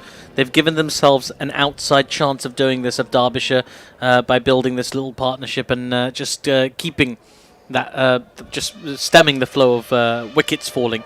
So just by spending some time out in the middle, they've managed to keep themselves in this game. However unlikely that scenario may be. Swap of ends for Jake Lintott. He's coming in from the city end and onto the pads of Whiteley this time, and there is no run. Thanks for Matt for that question. If you've got any more questions for us, remember at Warwickshire CCC on the social media, or of course you can put them in the comments section underneath this stream. We'll be more than happy to try and answer them for you. Lintott again. Oh, just got the inside half of that bat. And there's one more to the total. Yeah, make him hard, make him devious, those questions. Just go really granular if you can. Like, you know, try and go to a few different decimal places if you possibly can, and you know, let's go further. Let's go deep into the history of Warwickshire County Cricket Club. What was it like in the 19th century? Like, let's get some history, guys. Let's tease out some history. I don't think we were playing T20 cricket in the 1900s. Well, we won't know until we look it up. That's okay, what I mean. Yeah. Cut away off the stumps that time by Madsen. No run. Well, there might have been a game that was completed inside 20 overs aside. Well, it is quite weird, isn't it? Because when I was, I mean, and we're talking a few years back, when I was like 19, 20 and playing a bit of cricket, we used to play 20 overs, and it was like, oh, this is an interesting game. Yeah, and absolutely. then all of a sudden, Well, lo school and behold. cricket, that's what we played at school.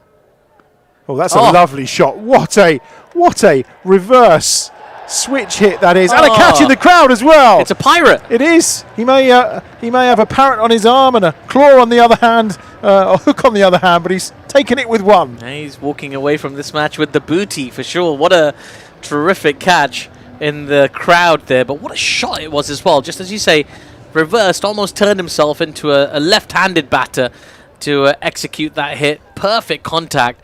And I think a young man dressed as Captain Jack Sparrow, something like that. Or Shiver me timbers. What a catch. It's very good. Yeah. Lintott back in. Oh, he's gone for it again this time, and he's got it all again this time, I think. Over the ropes for 6 more. Well, Wayne Madsen, 2 magnificent shots. Unorthodox. However, they've brought 12 brilliant runs for the Falcons. Yeah, terrific shot. And, again, using that switch hit to great effect. Just such a talented player. Just the ability to switch over and play that shot. He really is a fantastic player. And he's showing it off at the moment, putting Jake Lintott under a little bit of pressure. And look at that, just a couple of sixes. It changes the equation so dramatically. 106 needed off 49, just over 2 a ball.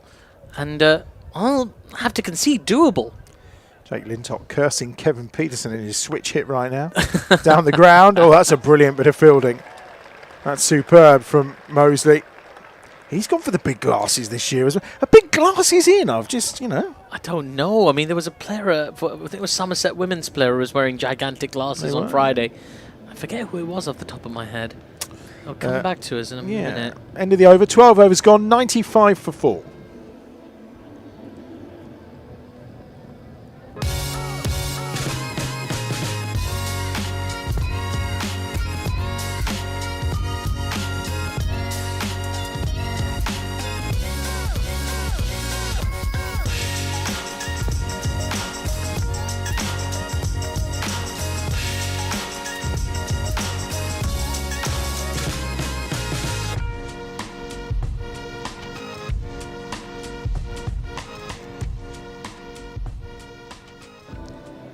8 overs remaining. Partnership now up to 67 between these two. 105 required from 48 balls. Danny Briggs is back and he's cut into the offside. That's going to be one. He's not taken a wicket yet today, Aaron. When was the last time he didn't take a wicket in an innings? Well, in overall T20, it was in the Global Super League taking place in Guyana over the winter. Went wicketless in a couple of those games. In terms of the Blast, though, the last time that Danny Briggs went wicketless was the 8th of June 2024. So that was against Durham. Since then, he's taken a wicket every single match in the Blast. Cut away. And did you manage to do the maths on Artif's other question, or not yet? Did you however, not take that one seriously? Nope. I've made a note of that. You've got my word. Next game, I will work out the percentage. Of Danny Briggs. Well, you may have one to add to it at the minute. He's bowled 8 deliveries here, none for 12 so far. And this is the real challenge, because he would be your go-to man when you need this wicket taken. He's your broker. Oh, go-to man. Now, that's gone up, and whoa, it's all the way for 6. Madsen, that's a massive hit. Just for a moment, you thought Kai Smith might have been in the game, but no. No, that's a terrific shot from Wayne Madsen. Again, so much confidence to back himself to clear that long off fielder. He was right on the line, right on the rope, was Kai Smith, but there's plenty on that shot. 100's up. It goes again. Oh, and it's come off his pad and almost hit his own stumps. And then there was attempted stumping from Alex Davies, but Madsen survives on 46, 103 for 4. It's always a tussle, isn't it, between keeper and square leg umpire about getting those bails and stumps back in place. And the keeper's like, I got this. And the umpire's no. No, I need to do it. I need to do it.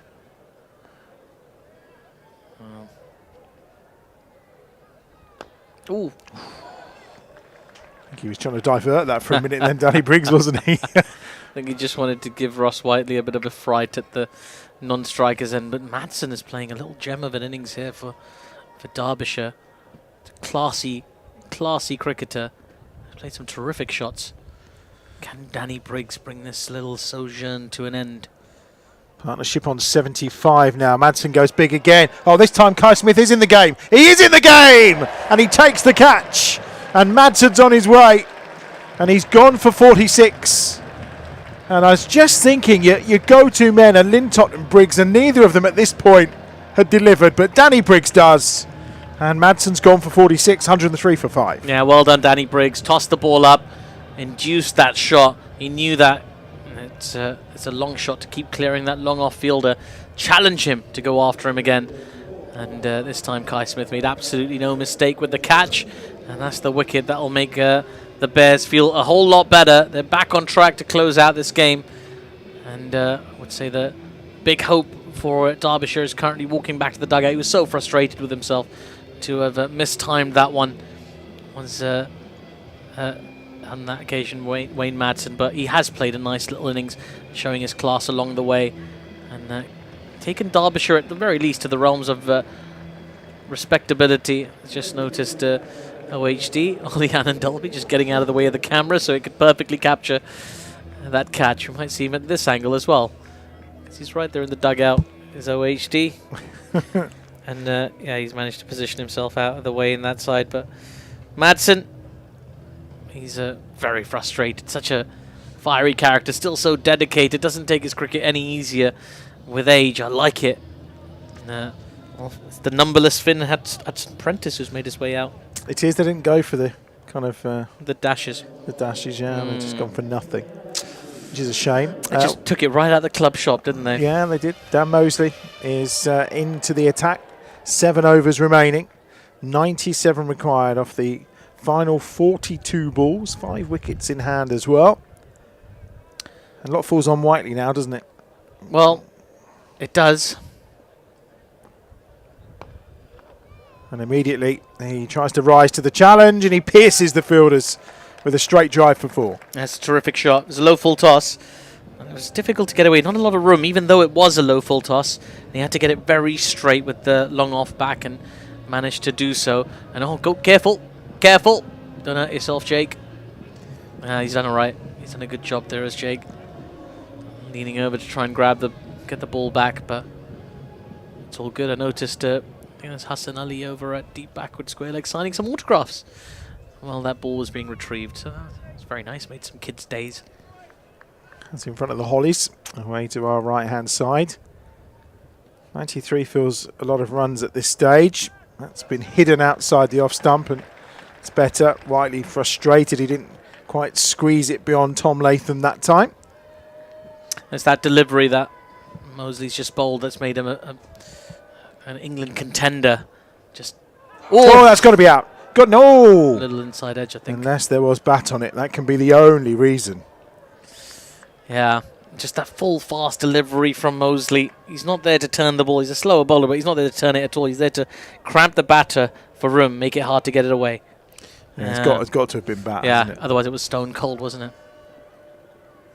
Steve Austin. Yeah. I was thinking LBW, but yeah. Well, I know you like your wrestling, you see, so I thought, you'd appreciate a bit of wrestling knowledge from Yeah, me. no, that's very impressive. Yeah, very impressive. Yeah. $6 million man. Yeah, indeed. 109 for 5. 2 balls left in over 14. Mosley's taken a little bit so far today. Again, 16 off his 10 balls so far. Make that 17 off 11. Just so economical. That boundary first over was a bit of an aberration in that over. Everything else has been so tight, so difficult to get away. Quite like the way Mosley bowls. He just offers tremendous value. 110 for 5. Last ball of the 14th. Going to try and make 2 again here, are they? No, Hudson Prentice was thinking about it, but he also thinking, no, not quite going to make it. And that completes over 14. 111 for 5. Just out of curiosity, where were the Bears at this stage, Aaron? Yep, so at the same stage, you can see it now, the Bears were 130 for 2. So weirdly, still 19 runs ahead. The only metric, of course, is the wickets column. And I thought you'd like to know, gents, there's also been another result in the North Group here in the Vitality Blast. Yorkshire have absolutely demolished Leicestershire by over 100 runs at Headingley. Wow. So, yeah, the White Rose getting their first victory on the board in the 2025 Vitality T20 Blast. I wonder if they had some quality back today. Obviously, they were missing Bairstow. Yeah. Obviously, they would have had Brook today. If Root played today, I probably doubt it. He'll be resting, wouldn't he? No, I wouldn't have thought so. Not Maybe ahead of the just Test series. A decent result. So 8 off that over from Dan Mosley. And it's going to be Lintott to continue. We should have 6 overs to go. We need a bit of a like fest going on, don't we, as well on the stream. Get those thumbs up. It would be good if you could. We'll see if we can set a new record today for the amount of thumbs up we've got. So if you want to click it, almost got there that time, Ed Barnard. Off the ropes. It's nice Couldn't fielding, quite though. make it. Yeah, it was. Yeah, because he had to commit to either the catch or the fielding, and he got behind it. Easy question: if we could bring back any overseas player for the Bears to play in this side, who would it be? Mine, Grant Elliott for the finals day catch alone. Well, that's a great shout. That's a great shout, to be fair. But I'll have a little think about this. What you? Well, I think I know mine, and it's not obvious. Okay, Lintott's in. Oof. And he's got plenty of that, has he? Yeah. All the way for 6. Yeah, it looked a bit tight there for Whiteley, as though he couldn't quite free his arms properly. But he just got plenty of it. It shows that power and the timing was pretty perfect. Also the bat, for Whiteley. big old bat. Ross Whiteley's carrying. I'm sure it's legal. Yeah, Yeah. for sure. I'm sure that they've got the umpires are required to carry those bat gauges I was now. going to say, Izzy Wong had to have hers checked Yeah, out in the middle. You weren't on comments for that earlier today. 43 of 34 balls for Whiteley, who's ticking over quite nicely. We'll answer Matt's question in a moment. I think we're all having a minute or two to think about what the answer to that question would be. Pulled away into the leg side, just going to be 1. This is not who I'd bring back, but I'm a little frustrated that Bo Webster got chosen by Australia, because I was really looking forward to seeing him play in this competition. Yeah, he's been terrific in this the Bash summer. as well for several years. Yeah. I don't know if you ever played the Big Bash Fantasy League, but he was always a great player to pick in that. So many points, so much value. You really do have too much time on your hands. That's a lovely pickup shot. Is it going to go? Kai Smith again has just not quite got there. Both he and Barnard this time both have got really close to taking outstanding catches, but the ball just dying in front of them. on both occasions. Look, Kai Smith was in here. It's a really nice shot, actually, from Hudson Prentice, but, just parried. He did well there, didn't he? He did. There's nothing wrong with fantasy leagues either, by the way. I'm fine with They're great fun. I just can't do too many of them. Well, there's one for every competition. Oh, that's a big hit. That's a huge hit this time from Hudson Prentice. And it's only about third or fourth row into the Hollies, but it's 6 runs again. And Jake Lintop is taking a little bit here today. That's for sure. I thought the Pirate was back in business for a second, but it's just bounced off a chair, and one of his friends has taken the catch on the bounce. One hand, one bounce. I don't think they're playing those rules out there. But there's some big hits from Derbyshire. Are not going to go down without a fight here. Well, they're not. 73 off 31. 31. It's a lot. Well, it was almost up to 3 a ball up at the start of this over. So, really taken on Lintott today. 16 off this over from Jake Lintop. It's not very often you see Jake Lintop with 0 for 36 after he's pulled 17 deliveries. There's the 18th, just 1 to the total. And Hudson Prentice will keep the strike. He moves on to 11, 1, 2, 8 for 5 with 5 overs remaining.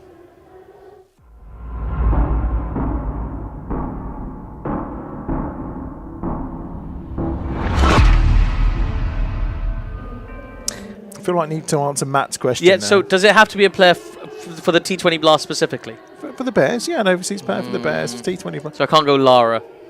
Oh, well, okay, that's a... Matt probably didn't deliver the rules. I'll tell you what. We'll clarify the rules 1 second while you vote for your Talbot's player of the match right now. So Talbot's player of the match, who would you like to vote for? Don't forget you can get on the socials at Warwickshire CCC to have your say as to who should be the Talbot's player of the match. Now, Lara's a good choice because obviously, but then you're bringing the realms of Donald and Pollock, aren't you? Yeah. Also. Yeah. Next would have been my second choice, Alan Donald. Yeah, but see, I would, if we confined it to T20, then I'm all Brendan McCullum, obviously, because he was sensational when he was here for the T20. That's Paul and Steph. If we're not talking T20, I'd go Donald. See, so like if we had to go modern, I'd go with a player who didn't do as well as he could have, but I'd like to have him back so he could have another go, and that would have been Paul Sterling. Okay. Interesting. I love watching Sterling bat.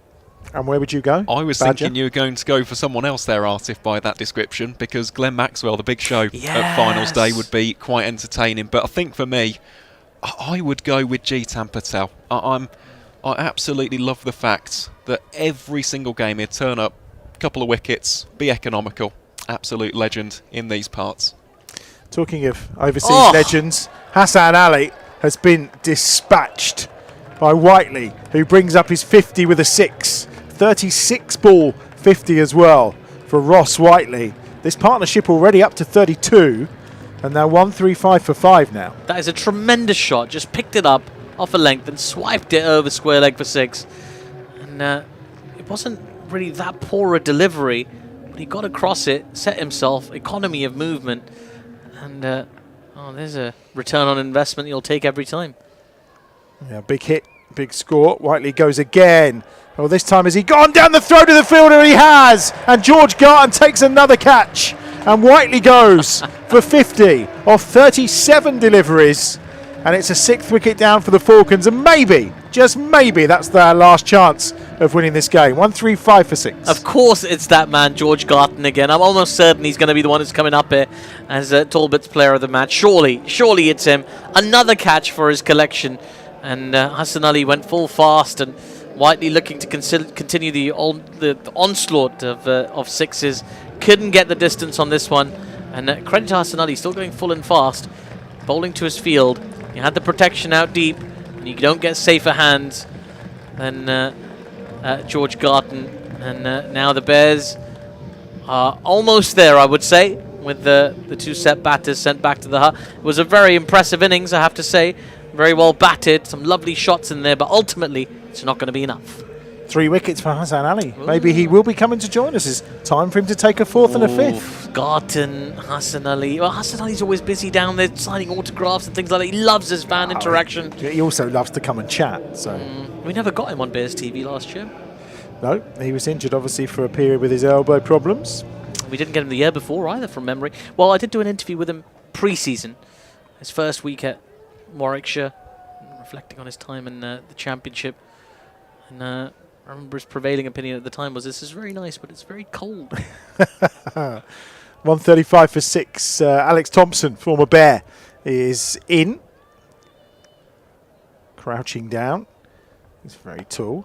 That's queued up in the air, and he's got a 4th wicket. And Garton's got another catch. It's a 4th catch for George Garton. It's 4 wickets for Hassan Ali. And it's 135 for 7. Well, they're neck and neck in this race for Talbot's Law Player of the Match, aren't they? One keeps taking wickets, one keeps taking catches. It's hard to separate the pair of them, but the Bears fans don't care. They just love the wickets that are falling. And Hassan Ali is on a hat-trick now. Do you imagine if he gets this? We won't stop him. He'll be running around the outfield doing laps. He'll get a hat-trick. I mean, if the hat-trick comes, it has to be another catch from from George Garton. And well, I wonder what kind of field he's going to get from his captain, Alex Davies here. It would be very similar to when Imran Tahir took his hat-trick in the 100. Oh, yeah. And you just couldn't catch him. He was running around EdgBLASTon, wasn't he? So that could be what we see from Hassan Ali. We know what the celebration's like when he takes wickets. This could be remarkable. Although he's quite reserved. I think everyone wants the celebration. Yeah. He's quite dialed in at the moment. He's in the zone. And I think he realises this is a great opportunity to take another 5-wicket haul. He just took one for Pakistan. That was his first 5-wicket haul in T20 internationals. Is he about to take his first 5-wicket haul in the Blast? Well, here we go. Hat-trick ball. Hassan Ali bowling to Aitchison. Oh! And off he goes! We knew it was coming! It's the lap of EdgBLASTon from Hassan Ali, who tells his teammates to calm down. It's a hat-trick in the Blast for Hassan Ali for the Bears. And if ever there was anyone you wanted to take a hat-trick, it is Hassan Ali. What a performance. What a hat-trick ball that was. Full fast, swinging into the middle stump. And the big celebration. He runs off towards mid-wicket and brings back his chainsaw celebration that we haven't seen for ages. It was great to see that happen.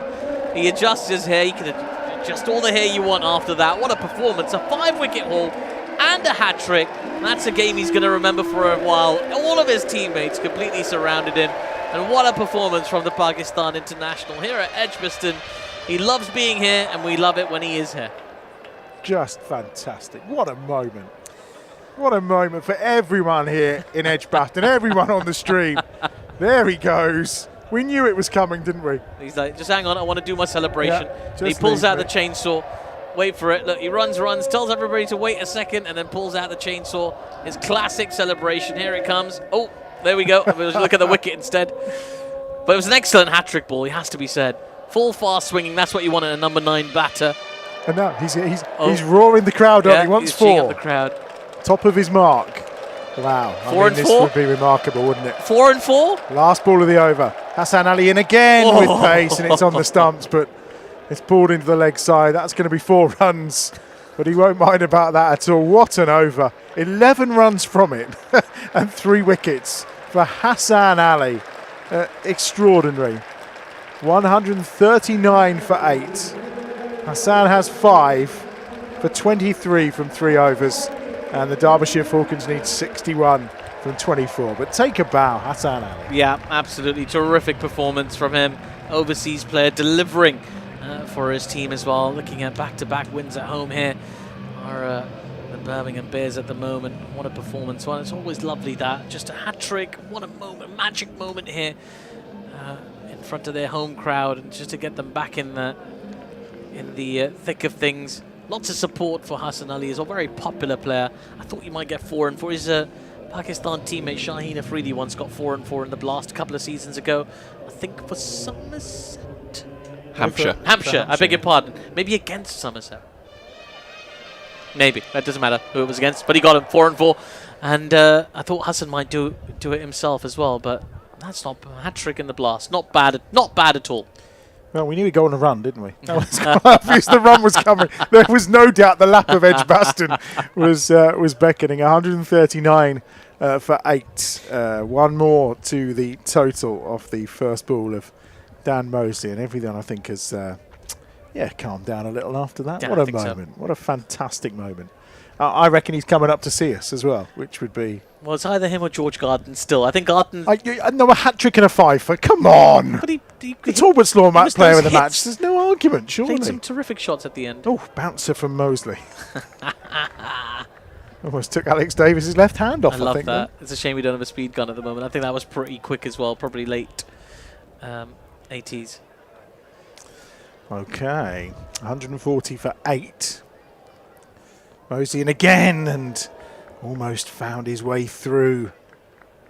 Gazamfar, who's gone off the mark with a 4.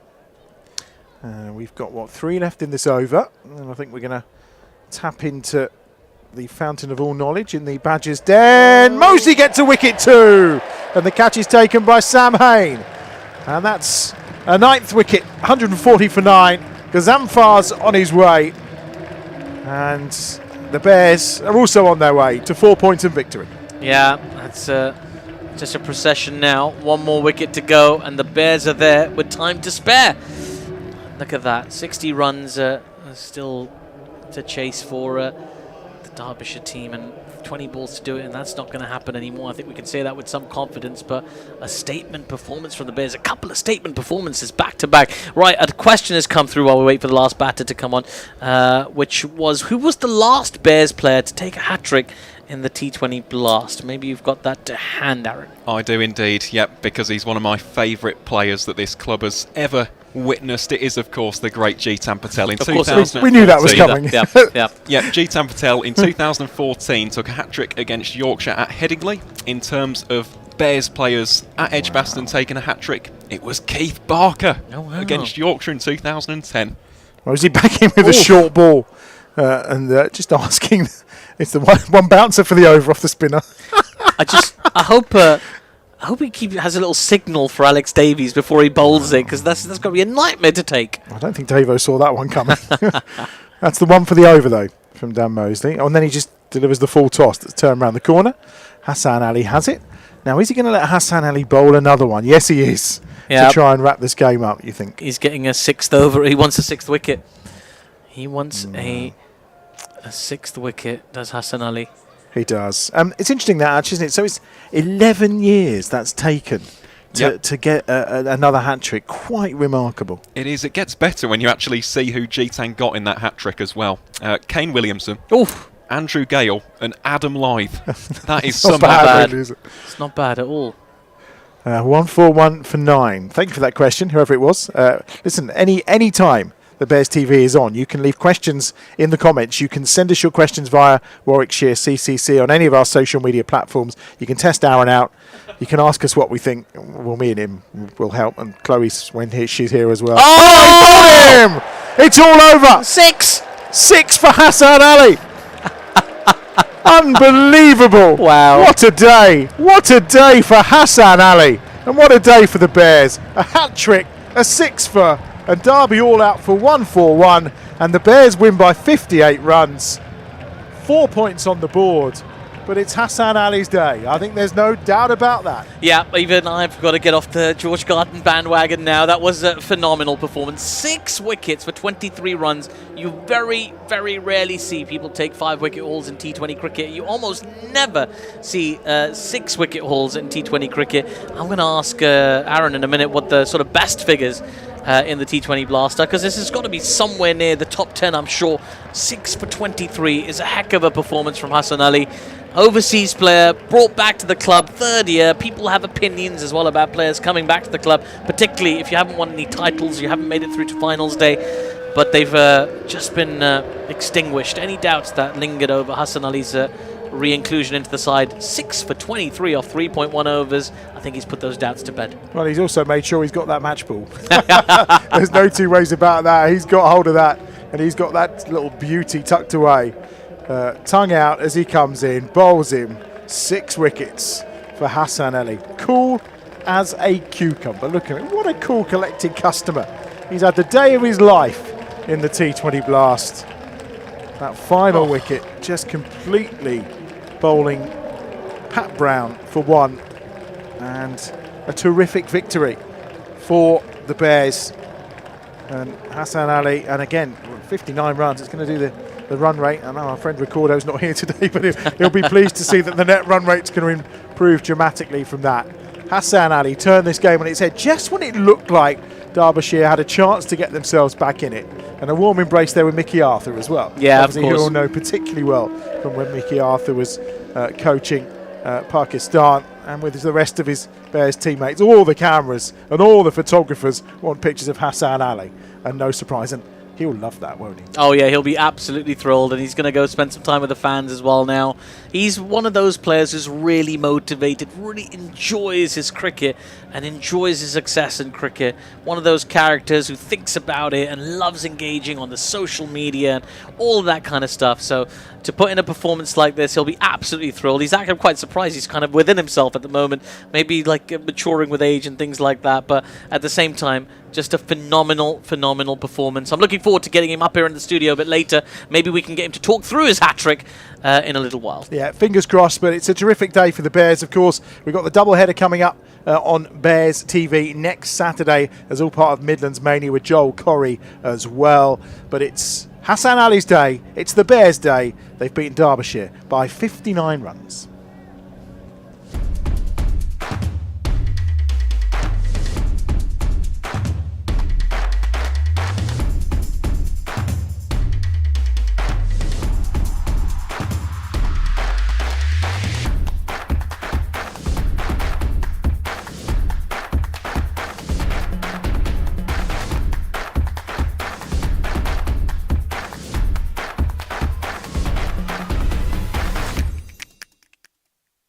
Every great team has its unsung heroes.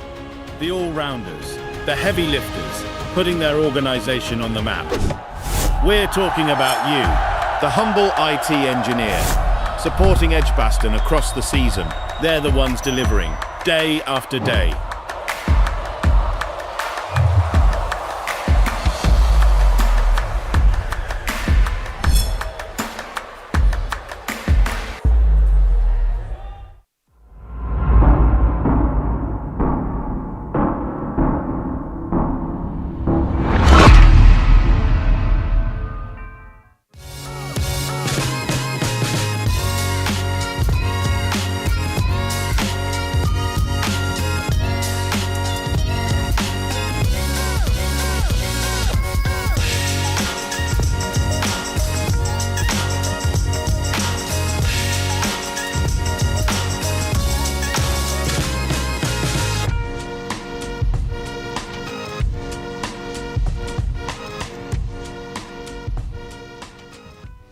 Well, what a fantastic performance from the Bears.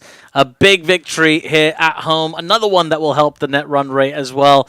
But just a very strong performance. We're going to talk all things Hassan Ali very, very shortly, I promise you. But right now, we should tell you the Bears have won by 58 runs. In succession to their 69-run win just a couple of days ago right here at EdgBLASTon. A fantastic couple of days for the Bears, one that will help their rate. Now, I asked you a question a little while ago, Aaron, so we pulled you up here so we can ask you directly. Where does that bowling return from Hassan Ali lie? 6 for 23 from his 3.1 overs. Where does that stand in terms of best and or some of the best bowling returns in the Blast? Yep, so it is in the top 10 of all time. It's also the best ever by a Bears bowler. He's the first Bears bowler to get 6 wickets in a single T20 innings.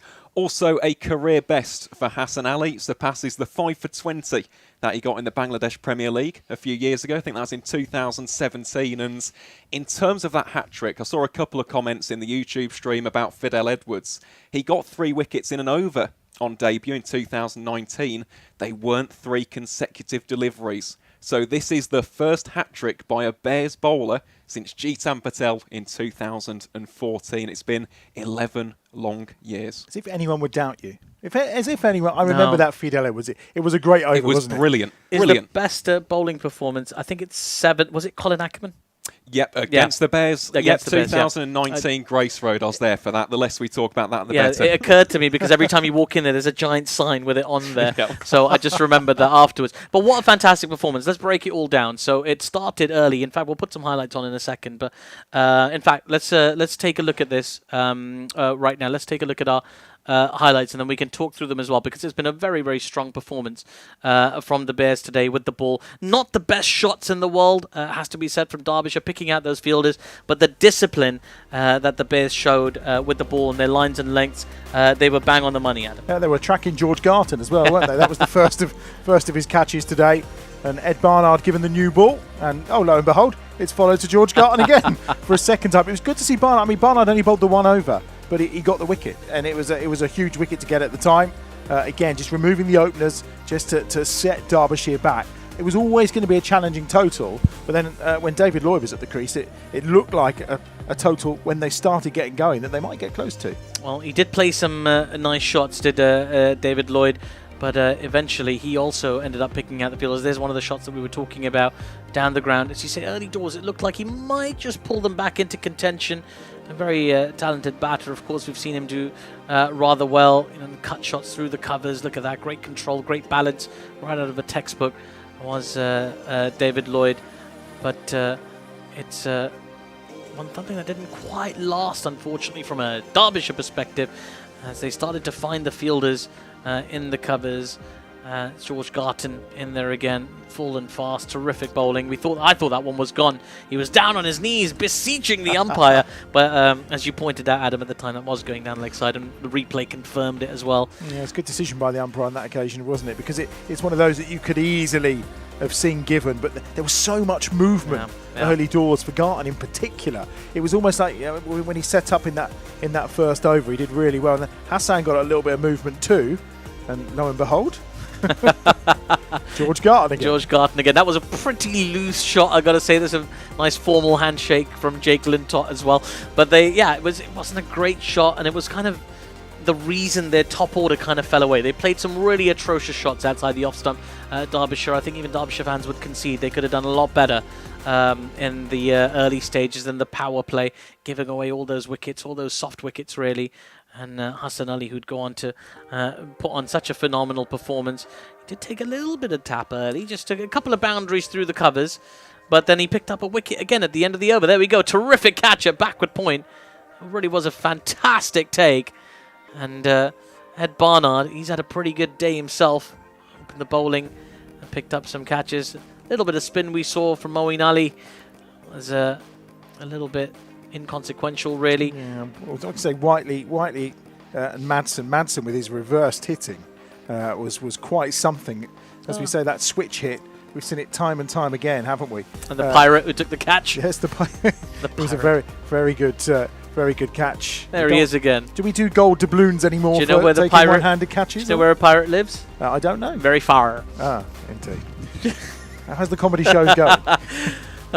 Many have been cancelled. Right, so there we go. That was a nice moment for the Derbyshire contingent that I heard. Those switch hits, as you say, he executed them so well, so strong. Madsen is just a thorn in the Bears' side, time and time again.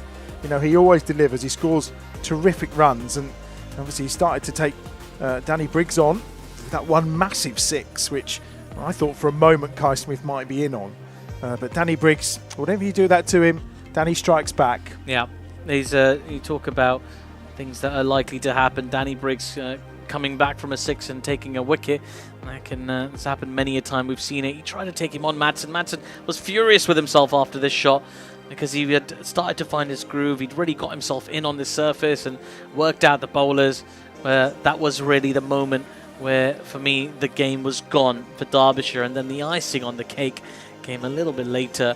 And we'll talk about that in a moment. Not just yet. We'll talk about the Hassan Ali hat-trick in a moment. But for me, in terms of the game itself, yep, there was some more hitting from Ross Whiteley, which was quite impressive. But ultimately, when Madsen walked off the field at that point, I think the game was gone for Derbyshire. Yeah, his experience, his knowledge, his know-how, and his big hitting would have given us probably quite an entertaining finale, in the sense of the fact that it may have gone quite close. We got that entertainment in other ways, of course. But Madsen at the age of 41 to still be doing what he does. But the thing is, and we always say again, it's with Danny Briggs. We asked Aaron obviously about the last time Briggsy hadn't taken a wicket. He always delivers, and at that point when that partnership was going between Whiteley and Madsen, I was just sitting here thinking, well, look, when the Bears are in trouble, it's Lintott or it's Briggs that delivers. And at that point, Briggs had just been hit for the 6. Lintott had gone for a couple the over before as well. So you suddenly thought to yourself, well, is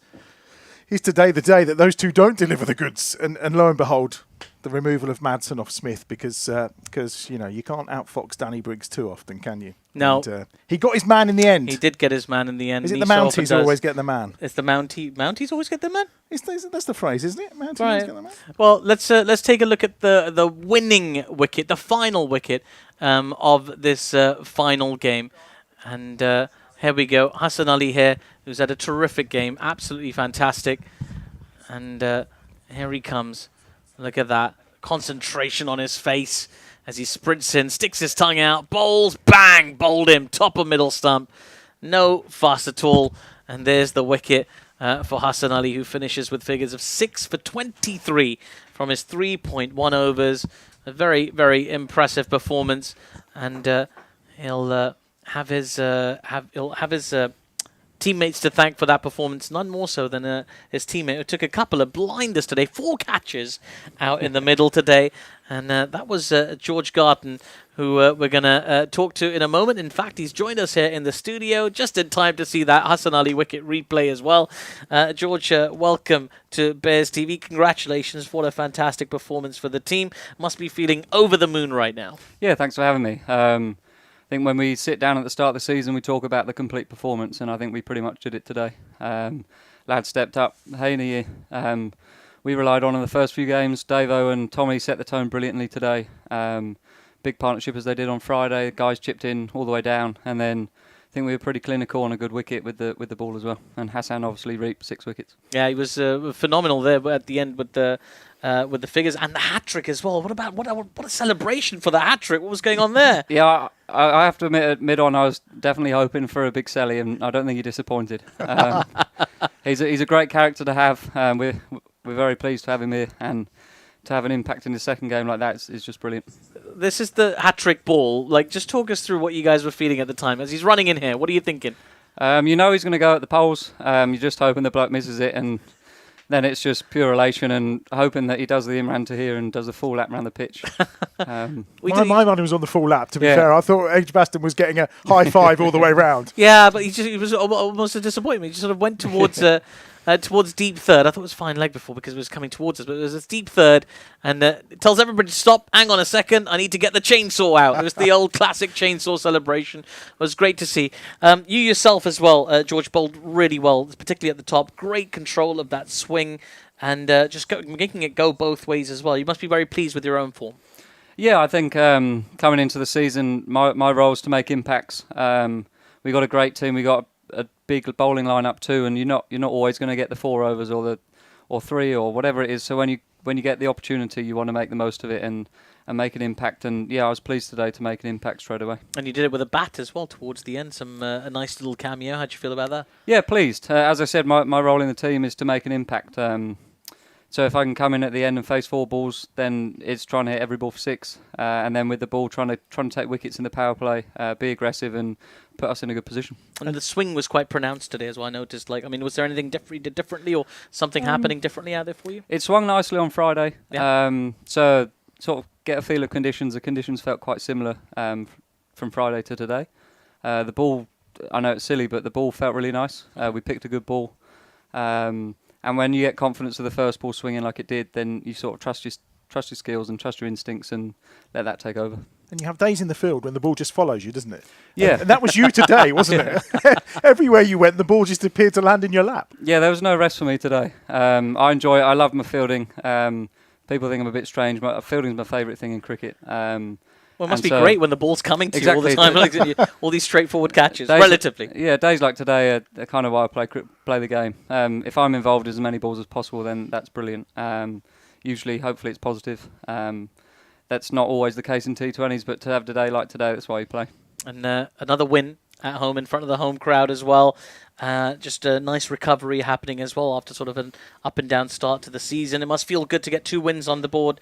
And what's the feeling like in the dressing room? How are the boys feeling? Camp's really good. I remember hearing Dave on Friday say that we're pretty calm in there, and that's definitely the case. T20 cricket's volatile. It can change very quickly, and you've got to stick to your processes and stick to what you know is good. And we have a great success rate here. We know our plans, and we're comfortable sticking to them even if they fail once. We're 2 from 4. We were in that position last year with a good momentum going into Wednesday and beyond.